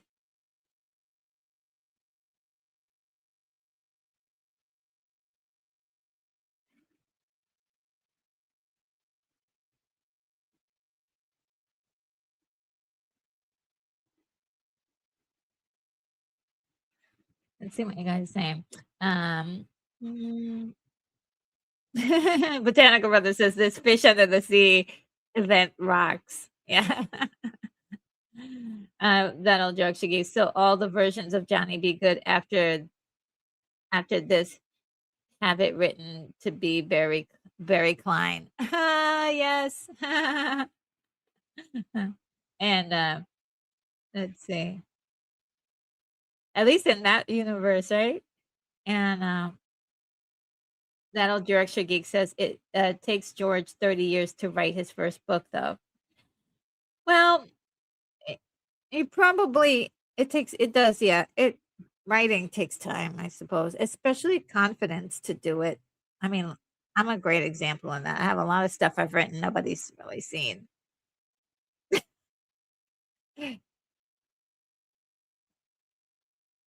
That's not it's like publishing getting published now is even harder too.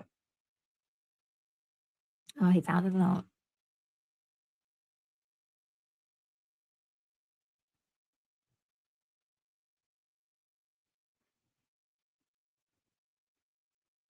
He's breaking. I was like, it's information about the future.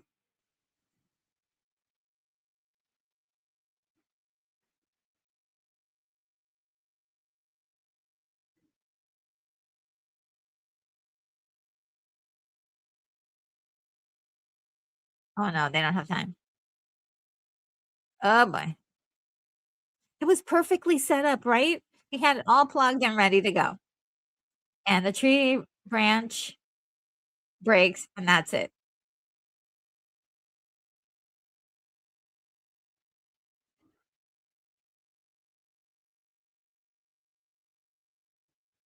The problem was that they didn't untangle the rope from the tree. If they had untangled the rope from the tree, then that would have saved like a whole bunch of problems later on. This movie's so good. Um,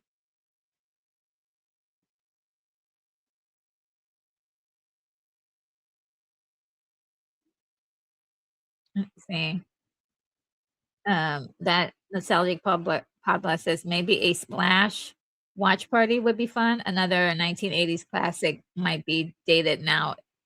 Yeah, yeah. I was gonna do it this summer. I don't think I have time for it because I do have everything set up for the next 2 months. But next spring for sure, I'm doing Splash. That's for sure. Yeah, it's been on my radar because I do love that movie. Um,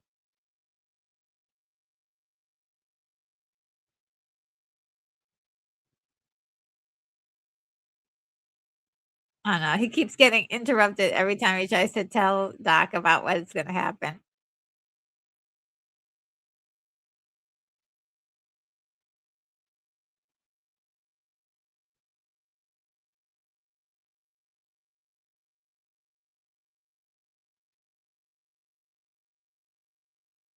Yeah, you gotta hurry.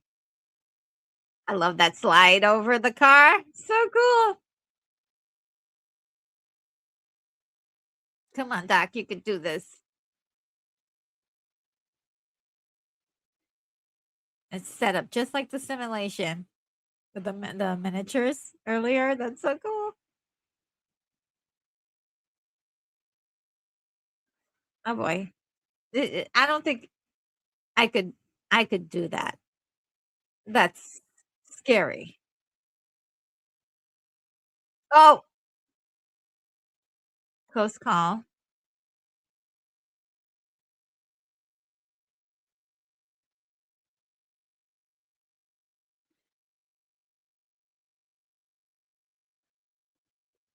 Okay, he's gonna set that thing up in at the back. Let's see what you guys are saying. The second and third Back to the Future were produced simultaneously. Yes, I remember when they were filming it back to back. Um, and the nostalgic pod blast says Pizza Hut got a huge product placement in part two, like Pepsi did in here. Mm. The flux capacitor is flexing.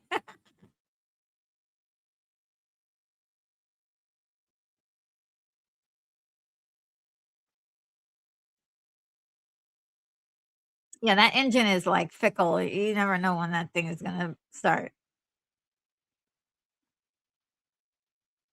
And I love that he had the idea to go back a little bit early, but it's more of a technical feature that we get to enjoy as the audience. Oh man, this is tricky. Like, look at that. That's insane. That's not it's insane.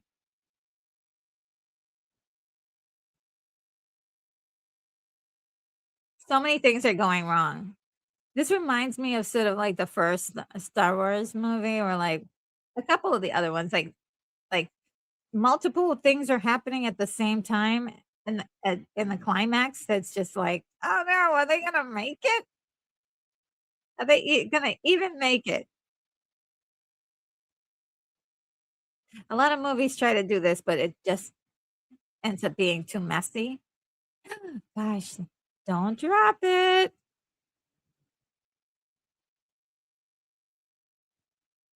Finally. Okay, you gotta go.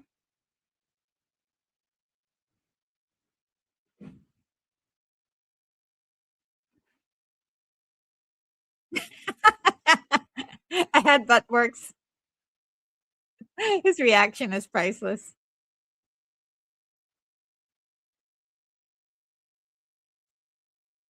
Alright. He's like, "We're gonna do this now." Uh uh-oh. Yep, they didn't take it from they didn't unwind the cord from the tree. Okay, come on.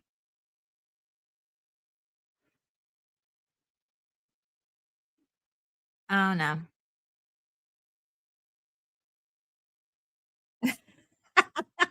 I love that scream.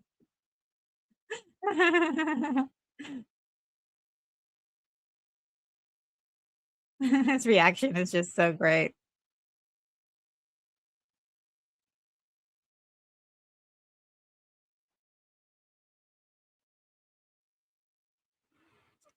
What's happening? Buffering now.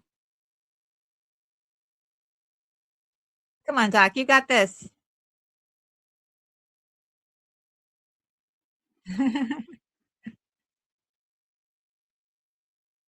Uh-uh. Yeah, you gotta make it go 88 miles per hour.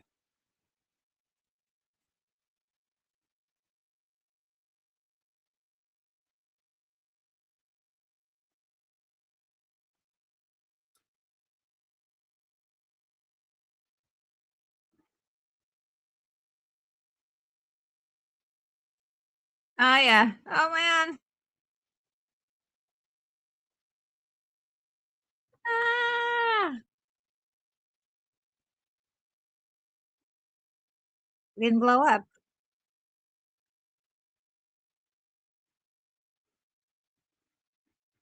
Ah, and I was thinking, like, Doc has to clean up all of this so he doesn't get blamed for the clock tower, getting struck.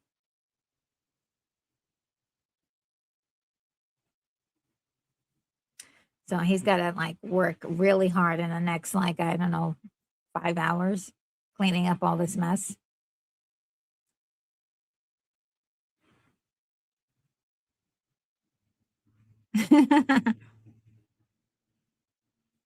You did it, bruh, Doc. You did it. You did it.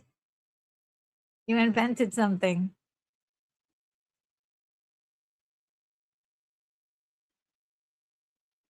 What a great transition.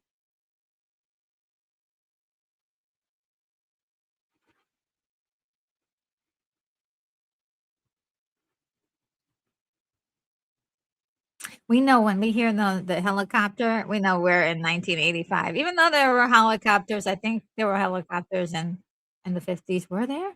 Were there helicopters then? I think so, right? They just we just know, like, it there was a change.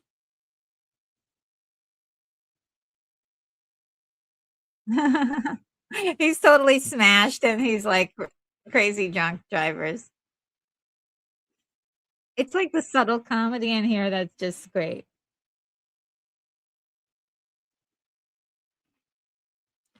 And That'll Direction Geek says Alan Silvestri's amazing score is such an overlooked composer. Yeah. And this is as good as it gets. This is absolutely incredible. Oh yeah. Oh, oh no.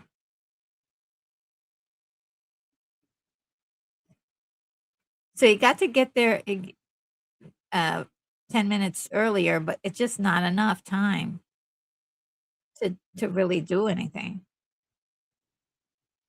Also, like, there was a whole bunch of stuff that happened um after Doc Brown got shot. It's so funny, he was about to yell now. And that's himself from the past future. Oh, no.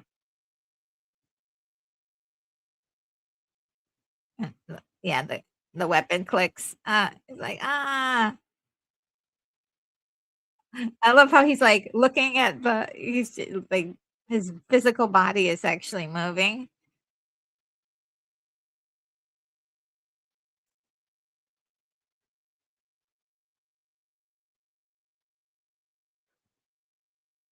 That's so cool to be able to see it all again. From his vantage point, he sees it when he went back to the future back to the past. Well, he didn't go back to the past, he went to the past. He just went to the past. You have to clarify these things.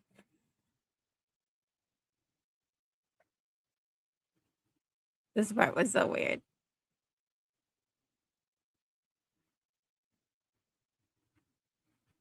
I think he was on the ground because he was shocked, and there is a like and for people, like, if you're wearing a bulletproof vest, so you do feel something. You do feel, like, the impact of the bullets.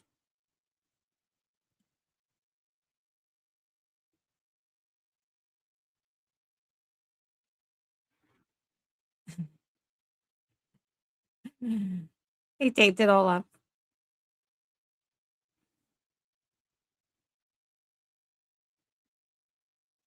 Yeah, that's his note. I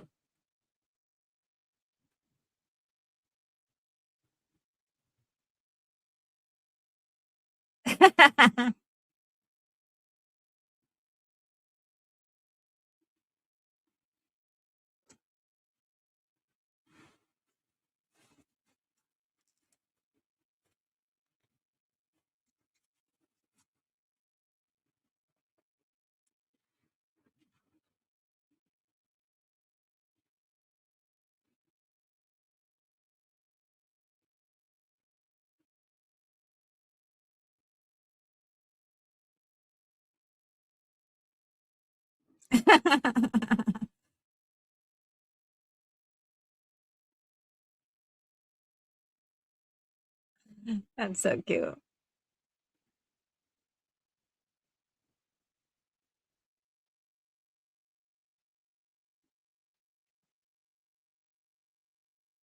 So cool. And they just did the light and the sound to save money.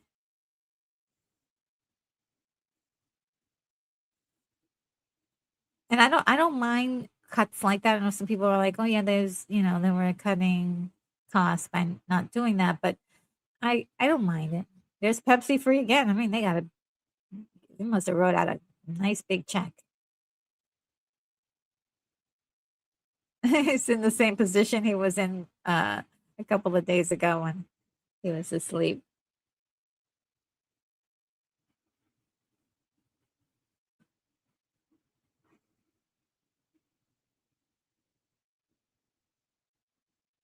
He thought it was all a dream. It was all a dream. Uh-oh. Everything looks different.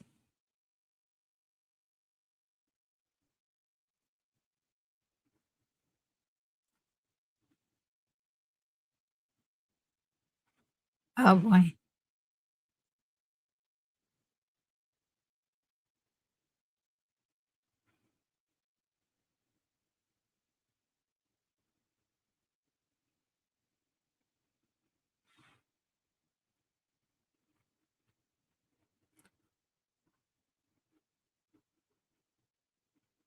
I thought it was really interesting that the adult kids are still living with mom, but and dad, which is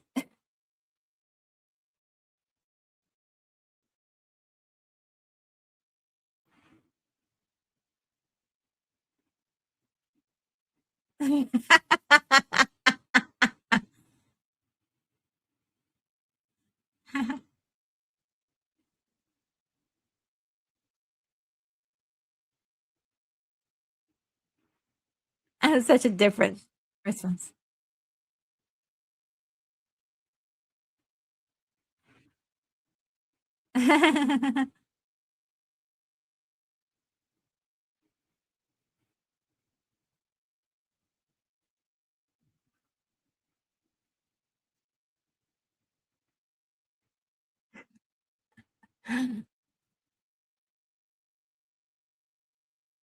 Well, not for nothing, Biff has his own little business.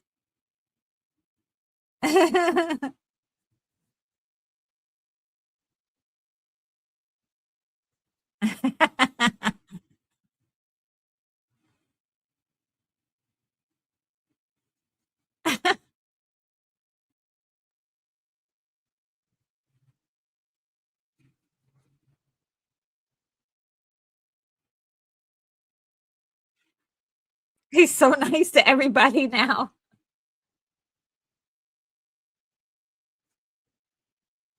Oh,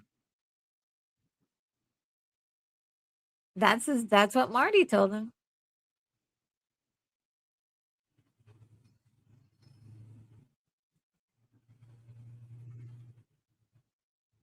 That's his dream vehicle that he was like, "Ah, I want that so bad." That old Yorkshire geek says, "Is Uncle Joey still in jail?" Oh yeah, he's probably.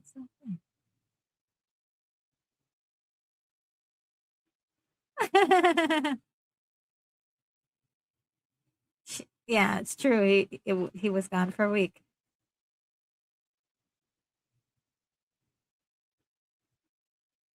Ah, that's so nice.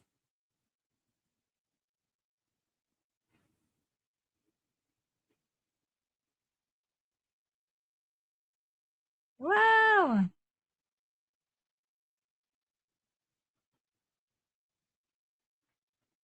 Uh-oh. I was dressed. Marty, Marty, you gotta come back with me. He just takes garbage instead of plutonium.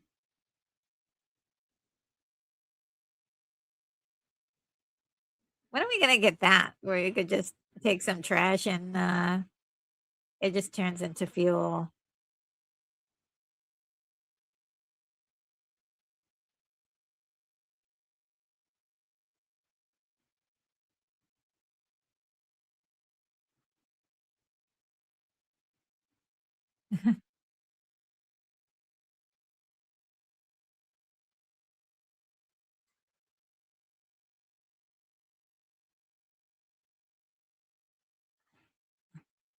There we go.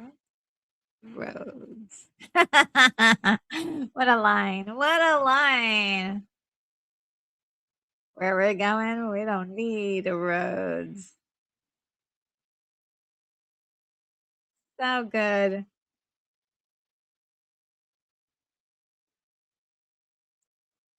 What a great movie. We those of us who were able to enjoy this back in the 80s, we were spoiled. We were spoiled. It's some good movie, some good movie stuff. Good movie stuff. Let's remove this here and get me back there. Awesome, awesome. Let's discuss all questions about time. Throw them in. Let's talk about time travel because this is really like fun to imagine and um just like all the things that were proposed in this was 1985, so I think what we know about time changed, and this movie was actually I think ahead of its time because back then I don't think a lot of people were thinking about time travel in this way and or the consequences of being in uh, the past. What was that? What could that do? That's something that we've always wanted to do is to go travel back in time. But the issue is if you go back in time, what would you change? And then would the future even be what it is? So that is that is very interesting. So like you couldn't actually go back into your own timeline ever, or you would just undo time. I think you would just undo time itself. But you can go to another dimension. You would be creating another dimension going into time in time. That's my thoughts. Anybody else has any other thing? Let's see. I'm gonna go back a little bit because there's some really cool stuff. And Darth Plato had mentioned some really cool stuff that I wanted to talk a little bit more about.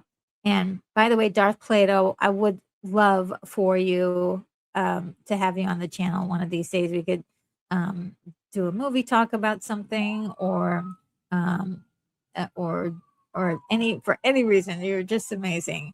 You have so much great information. Okay, so let's see. A botanical brother agrees with me. Clean up, another good observation, aren't you? Yeah, like it was a huge mess, and people would have blamed Doc Brown for leaving, for causing the lightning to strike the clock tower. So I think he had to do a lot of cleaning up. And am I crazy in the fact? Oh my God, what is happening outside? I don't know if you guys can hear the sirens going. Um, they like the cleanup was like if he didn't clean up, they would have totally blamed it on him. They totally would have blamed it on him. So yeah, and let's see. Um, I think Botanical Brother says I don't think rubber soles save him from 1.21 gigawatts. Yeah. Um, and let's see.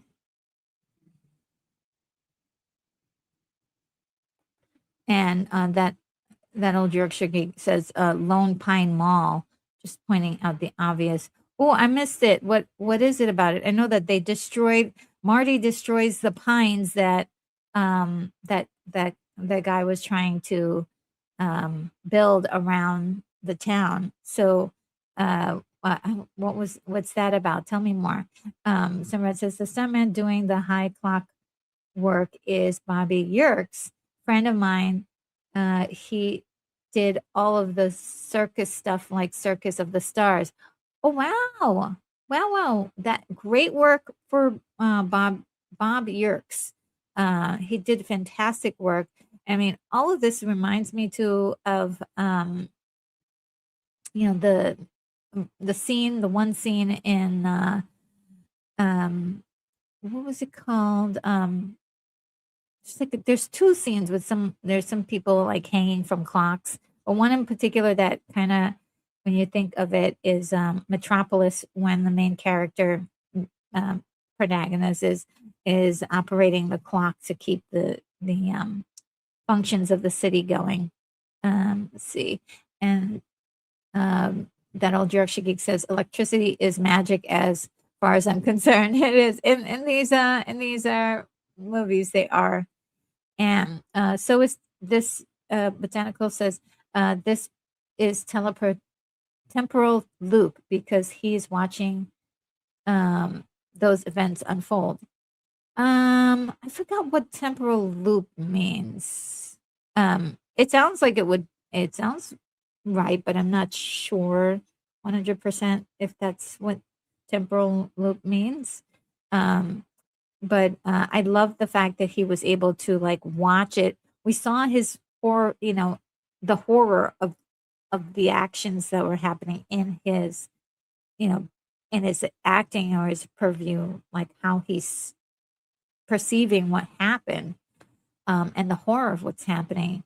And arriving 10 minutes earlier really didn't help much, but to know those things happen and for us to see it all play it back, it almost works as sort of like a rerun moment for the audience, where like, oh, if in case you didn't realize, this was where we left off in the story, which I thought was clever, and visually, technically, looks like it was hard to do. And also, we found out what happened to the attackers in that scene.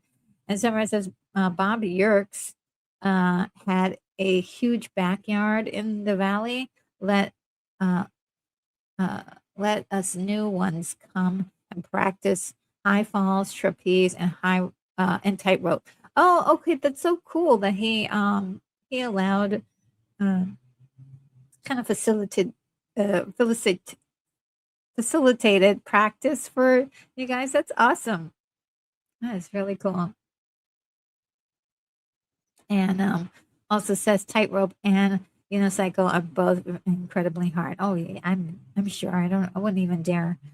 And that old extra geek says they have had Doc pull out that huge machine gun and blow the Libyans away. When they see the note, he's he's taped it up wrong. It says you shoot.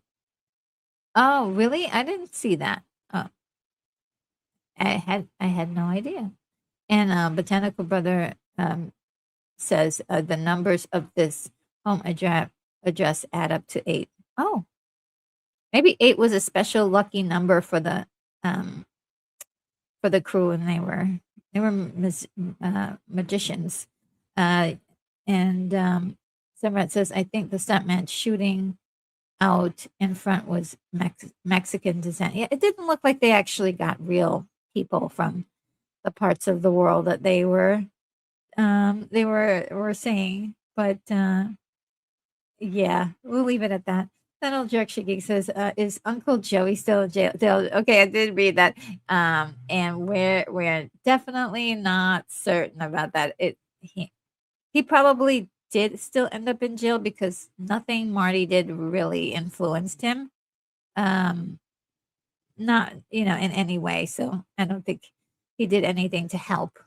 It would have been cool to add that, but I think for the safety of keeping the story tight, I think it works out the way we are, and where the way it is.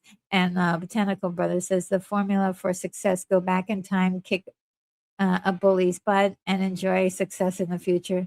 Pretty much. Pretty much. And I think that was the actor who played George McFly did not enjoy that type of ending at all. He wanted it to be more like he didn't enjoy the fact that there was a financial success, that he wanted them to be emotionally happy, just in a better placement um, emotionally, but not the financial success. But I think they kind of both go hand in hand, um, because of his specifically of the words that Marty says to him, like, oh, he encourages him, his writing. He says, you can put your mind to anything that you want to. That change, that small change, means that he's willing to take a risk on something, and the benefit is also the financial success. So I think it kind of all goes hand in hand. 'Cause I know for myself, like, there are things that I'm not like, that I've purposefully, like, not done successfully, and that has a lot to do with, like, having the courage to do it and things like that. So, there we go. Back in time, yeah.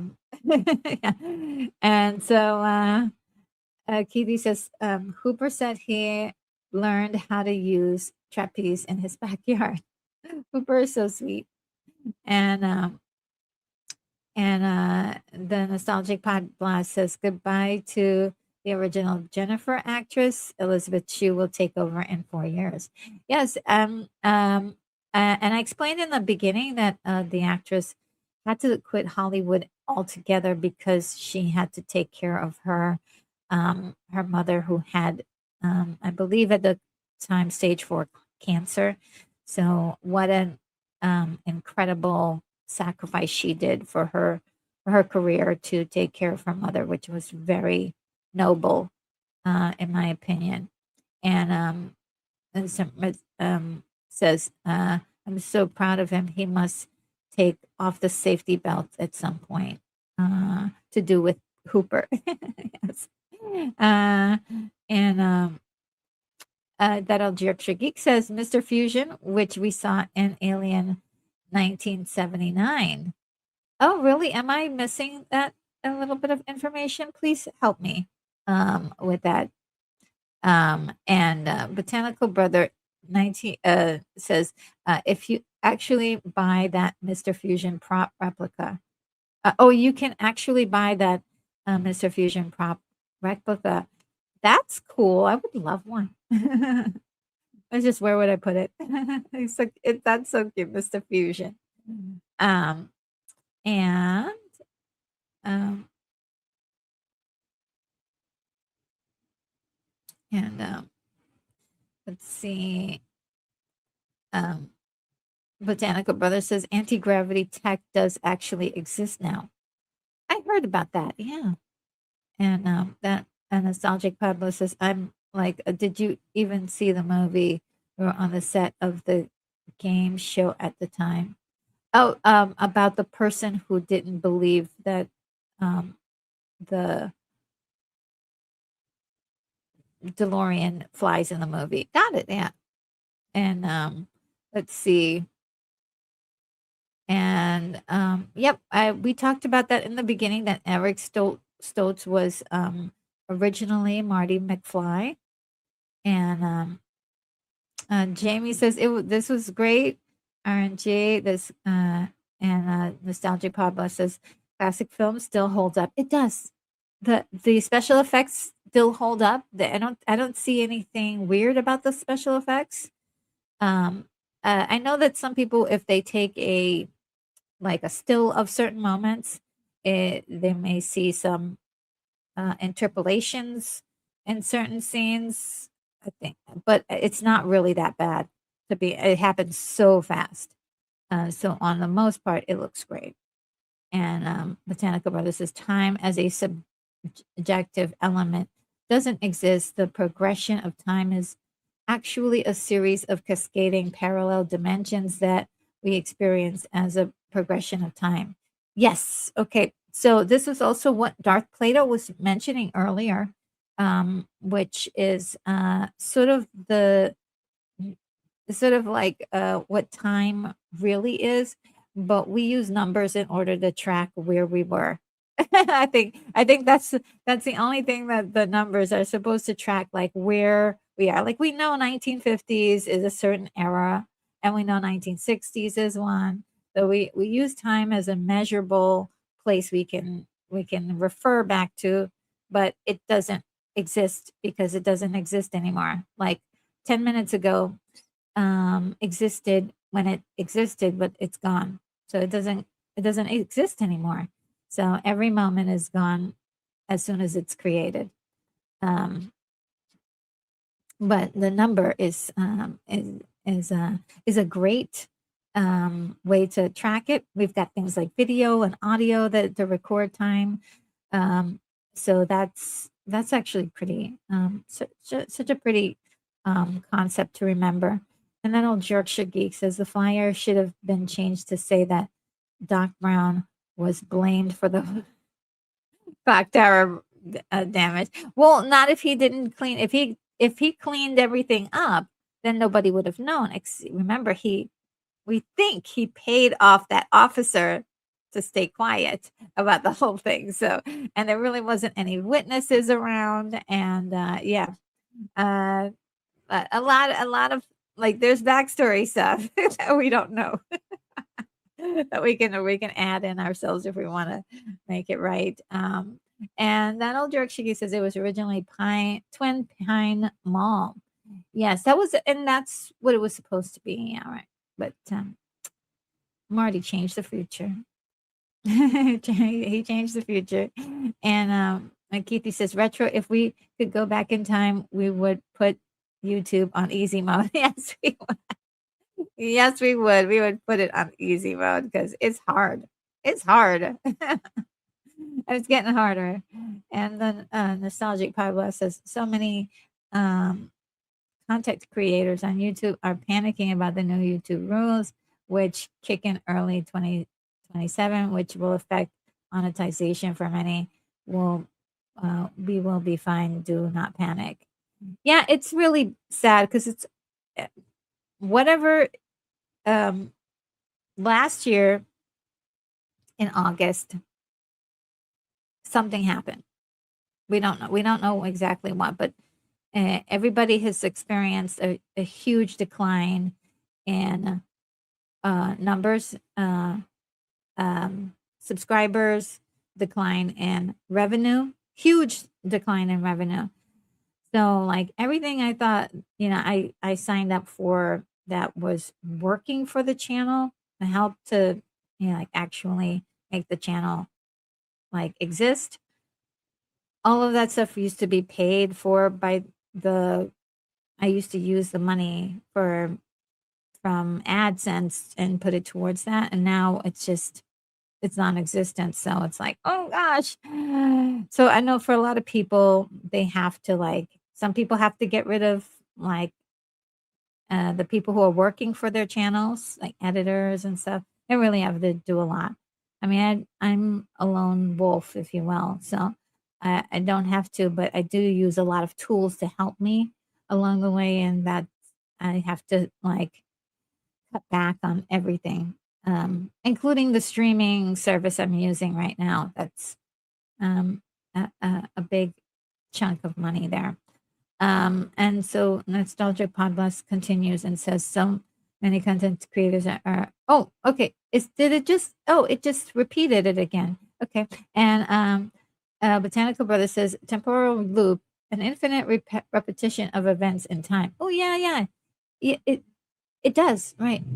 Yeah, I think that would be considered a temporal loop because he actually watches himself go back in time, and then he ends up coming back in time, and then he watches himself go back in time. So it is a loop that it goes on forever.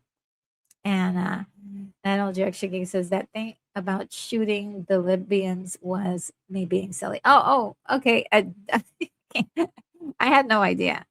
And Nostalgic Podcast says, "Who's your favorite Jennifer actress. I don't know. I think they're both very good. I think I I like them all. Jennifer only has to be Jennifer, right? She's not like doing anything super special, unfortunately. Her role wasn't really to do anything big, but I think I did love the interaction with the first Jennifer with Marty. He seemed to really like her a lot. And so there was definitely I mean, except for the moment where he goes and he's like looking at some other girl, like, "Wait a minute, Marty, what's going on with you? Are you a player or something?" But otherwise, he seemed to be enamored by her. Um, and when she's writing down her number, her grandmother's number, like there's a way that he looks at her that I'm like, oh, he really, really likes her, like And so there's something that is going on there. That I like. And it's not it maybe it's not to do with the actress necessarily, but the way um uh Marty is responding to Jennifer. So I don't know. And maybe we can really get into it the next time we revisit the probably Back to the Future 2, which I can actually like look at next year probably. So that would be cool to kind of revisit that question. And the nostalgic pod blast says, if I had a time machine, I would go back to February 1962 and buy every copy I could find of the Incredible Hulk issue one, Amazing Fantasy Journey in Mystery 83. Interesting. And Sanford says, I've always thought Twin Pines was one of the thousands of new home communities that were built then for us boomers. Oh, I didn't know that. And Botanical Brother says, I don't know about y'all, but I got to have one of those self-lacing sneakers from Back to the Future, right? I think they made them, but they weren't self-lacing. They I think they did make them, but I don't think they were self-lacing. But it would be nice to see some self-lacing items in the market, you know. And then all Yorkshire Geek says, Mr. Fusion, the coffee maker or something. There was one in the background of the Nostromo in Alien. Oh, got it.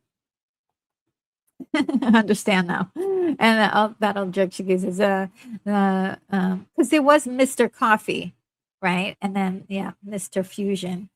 And that other chicky says, the only part of the effects that makes me squint is when they are standing in the flames. Yeah, that's the part I was exactly referring to when I was thinking I was talking, because it was a little weird that it did that, because that would imply that the car actually went through them, and it didn't. It stopped. It went into the future before it got to them. So they couldn't have those flames underneath them. So that was a technical error that they had in the story. Um, so I guess I hope I'm explaining that correctly. Like the flames should not be behind them or under them, because the car technically never went through them. The car would have to actually go through them, and then they would be sent back in time with the car, but in pieces. It would be gross. Oh my goodness. Yes. Okay, now we're getting technically we're getting nerdy about this, and I'm loving it. I'm loving it. And then someone says, uh, I got some slip-on hands-free Skechers for my birthday. Oh, that's cool. Fake laces. Okay. And Botanical Brother says, RNG must be in a DeLorean spaceship. Well, not quite, but but I do use it to go back in time. uh, and Katie says, "Does retro spaceship have wings over the back fenders?" No, it's not quite like that. It's a little bit different. It's just hovering right now. And Danical Brother does watch the movie Primer, really get interesting time travel movie. Ooh. And I'll write that down, Primer. Well, one of my favorite time travel movies is Predestination. So good. It's like it hardly does any like big like special effects stuff, but there are effects in it. And yeah, I do like that movie. It's a twister. Uh it's a twisting story. And Botanical Brother says the first Jennifer looks like she matches Marty's age better. Yeah, I think so. I'm not sure. I don't remember. I'll have to look at Elizabeth Shue in the second one. But the first Jennifer, I thought she was so cute and I thought she was adorable. She was originally hired for the part, but when they fired Eric Stoltz, she was let go as well. And then um, when she came, because they were thinking that she was too tall to be with Marty as a girlfriend, and so I don't know how she got the role back, but she got the role back because they had chemistry, and so I think that's why she was brought back. Um, and that old Jack Shuggy says Marty's punching above his weight with Claudia Wells, Jennifer. She was very beautiful. I think they're both very beautiful. Elizabeth Shue and Claudia Wells. So it's really tough to really say one's, better. Well, I guess you could have your favorites. And let's see. That'll- And that old Yorkshire geek says, actually, I never thought about the flames like that. RNG is too sprainy. Sorry, guys. Sorry, I got nerdy on you. I got nerdy. And then the Outcast Creative Land says, in London a few years ago, they did back to the Future immersive experience with the film screening. They built the town square. That's crazy. That would be so much fun. That is like, and they use that's the same like low set location, I guess, for Gremlins, which is like another one of my favorite movies. They did like 1 or 2 years earlier, right? And Tentacle Brothers says I will go a few years in the future and look at prices of digital assets. And I can XRP, ETH, Solana, HBAR, and XLM in the stock market. Interesting. And Botanical Brother says 12 Monkeys, a time travel movie.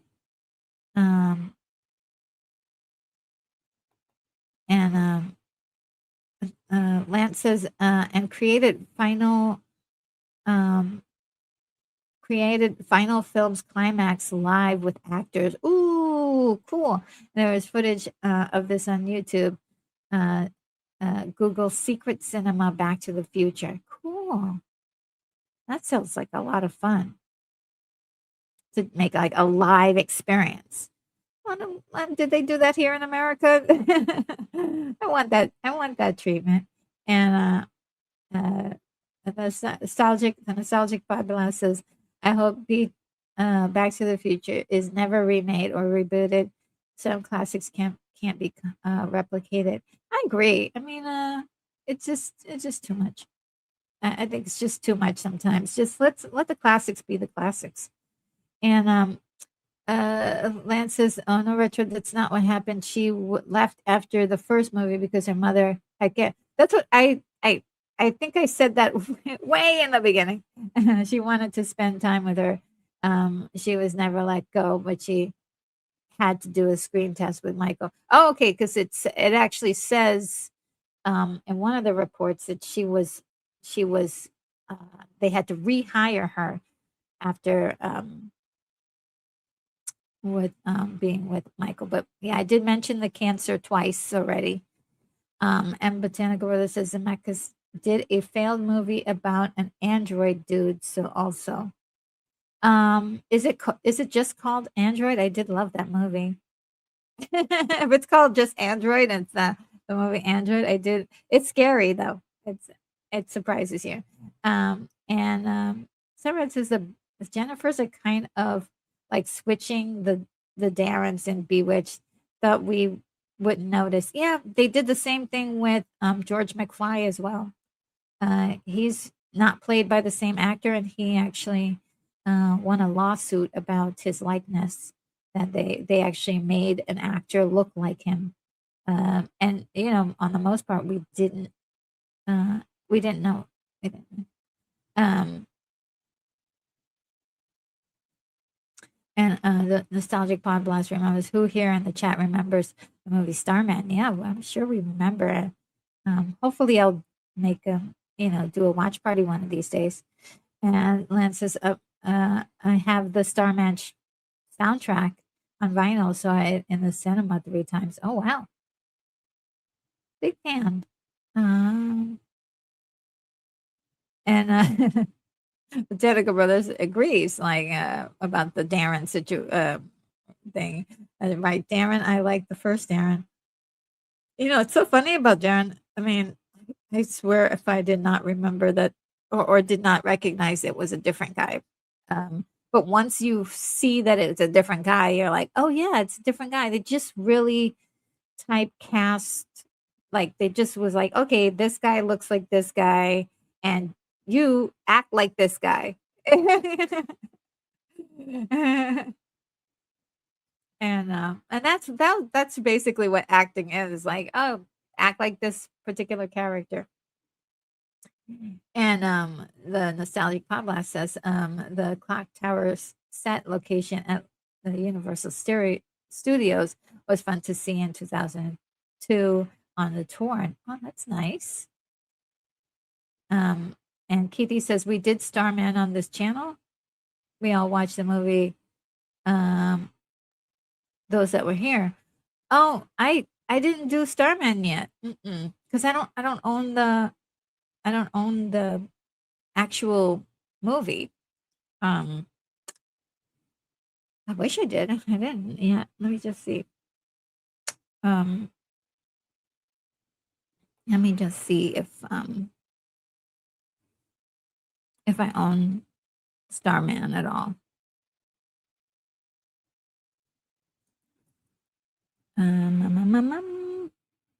Bear with me, guys. I'm just checking to see if I own Starman.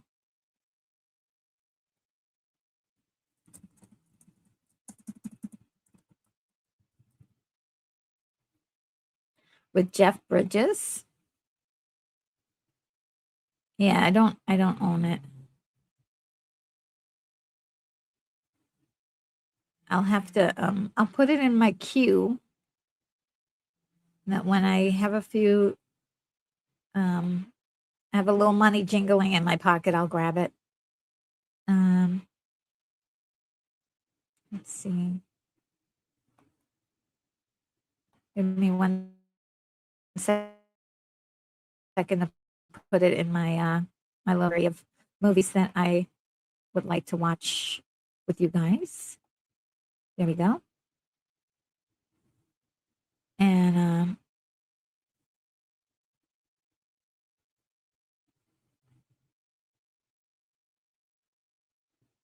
Botanical Brothers says same thing with the mom and the Fresh Prince of Bel-Air. Though they didn't even really try to get somebody who kind of looked like her. They just hired some lady, and she was great. But it was, I think I always remembered the mom as being the first mom. There's just that, like in my memory, I always remember the first mom as the first mom. as the only mom. And the other lady is like, "Where did you like? Where did you come from?" But she was great. She just played the part of the mom, and there's Vivian, right? It was her name. Was the name of the mom. Um, Keithy says, I stand corrected. I saw Starman somewhere. Oh, okay. Yeah, it's a good movie to catch up with here and there. And Lance says, I have to confess, I also, sure you had reviewed Starman Retro, but I might be in the Retro Butterfly Magic Spectacles effect. Yeah, it must be like the other dimension Retro Nerd Girl that did it, because she does a lot of things I don't do. I don't like, I can't do. She's like amazing. So the other dimensions, Retro Nerd Girl, and which actually is something I'm writing about right now. And Geethy says, I just remember the daughter Becky on Roseanne. There was there. She left and came back. Oh, yeah, Becky. Yeah, I remember Becky. And the nostalgic pod says you do a great job. Thank you so much. I really appreciate it. You guys have been amazing today.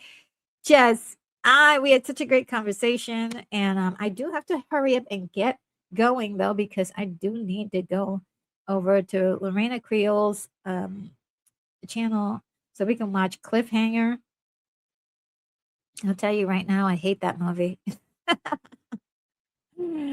I hate it because it's so good at getting me, like, really. It's got like, well done movie, amazing, just so good. That's why I hate it. It's the best kind of hate. I swear. So here I'm gonna go. I'm gonna put that in the chat for you to see the thing. And I see there's more. Um, there's more comments. So I'm gonna read those soon. Cliffhanger.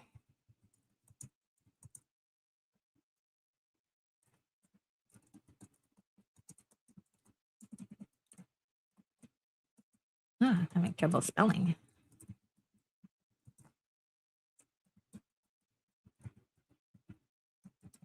Do forgive me if I'm spelling something wrong here.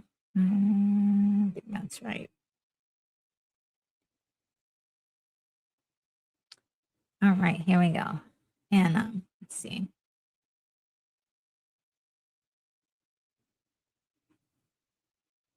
I like this comment so much, I'm going to put it in my closing. And but then every once in a while, I'm like, yes, I got a compliment from someone. Thank you. And Botanical Brothers says, I always say that Retro Nerd Girl is from another dimension. Thank you. And Botanical Brothers says, but your secret is safe with us. Okay, thank you. Don't tell anybody. And yes, Darth Vader says, remember there are no timelines. Yeah. And so we were just talking about the same thing, that you had mentioned earlier, which is great. And I just might put that in the closing as well. Just remember there's no timelines. And Keith E says, retro stunt Jamie and the guys, if I don't see you in the future, I will see you in the pasture. That's a good one. I love it. And it's a Corey joke, and we all love Corey around here, from Corey's comedy channel. So do look at him up. He's great.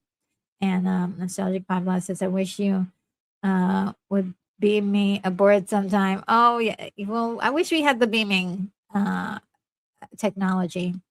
I have to, examine Star Trek and see exactly how they do it.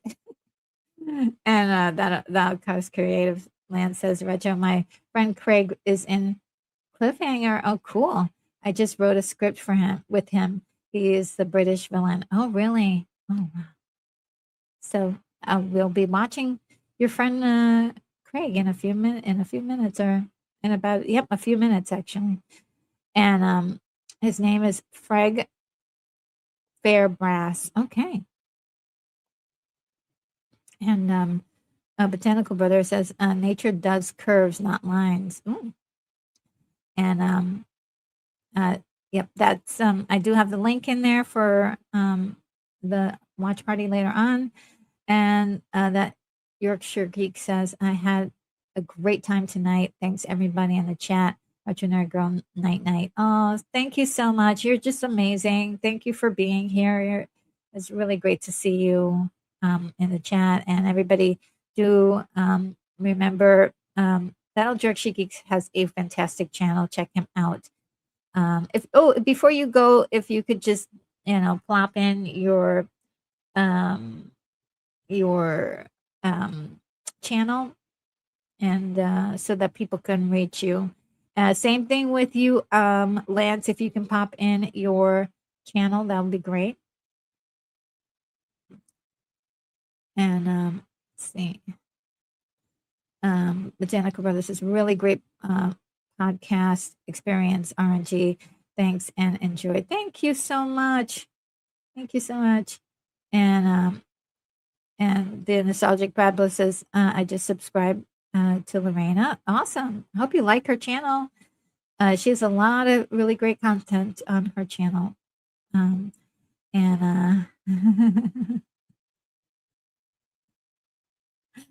and Darth Vader says there are no missing kids. I hope that's they just went to a different dimension.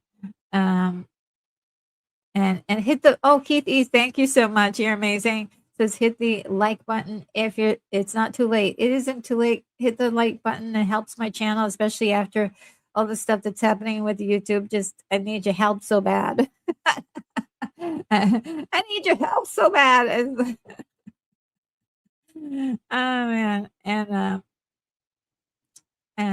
let's see.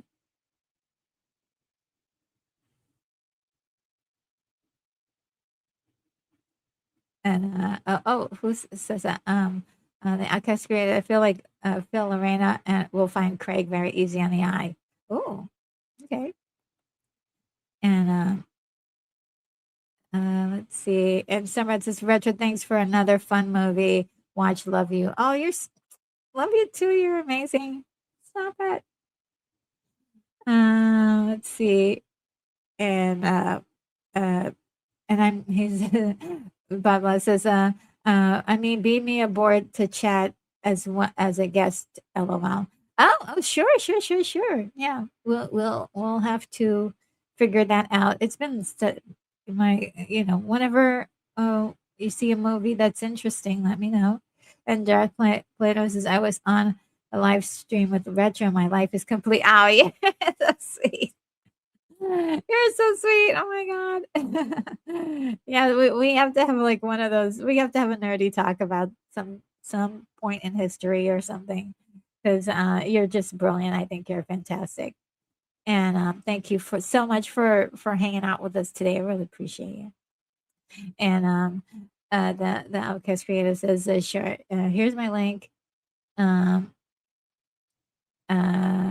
Okay, he is doing like a little ad for his channel, which is 176 reviews on there, including the first AD from Back to the Future, David McGiffert. Okay, so and that is connected to the stream that we're doing today. So, Back to the Future 2, Back to the Future, David McGiffert, and we can't forget that he did an interview with Gail Ann Hurd, which is like absolutely one of the best interviews I've ever seen her in.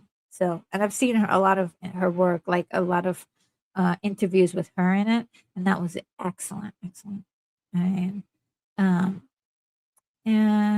there's his link. Please do check him out. He's an incredible content creator and a great friend. And Botanical Brother says, enjoy everyone, keep having fun. All right, so I'm gonna head out really quickly because time is getting time, even though it doesn't exist. It's definitely coming to a close. So I hope that you guys have a wonderful evening, a great rest of your weekend, and do remember to make sure that you stay retro and definitely stay nerdy. Take care, everybody. Retro Nerd Girl, you are clear for takeoff.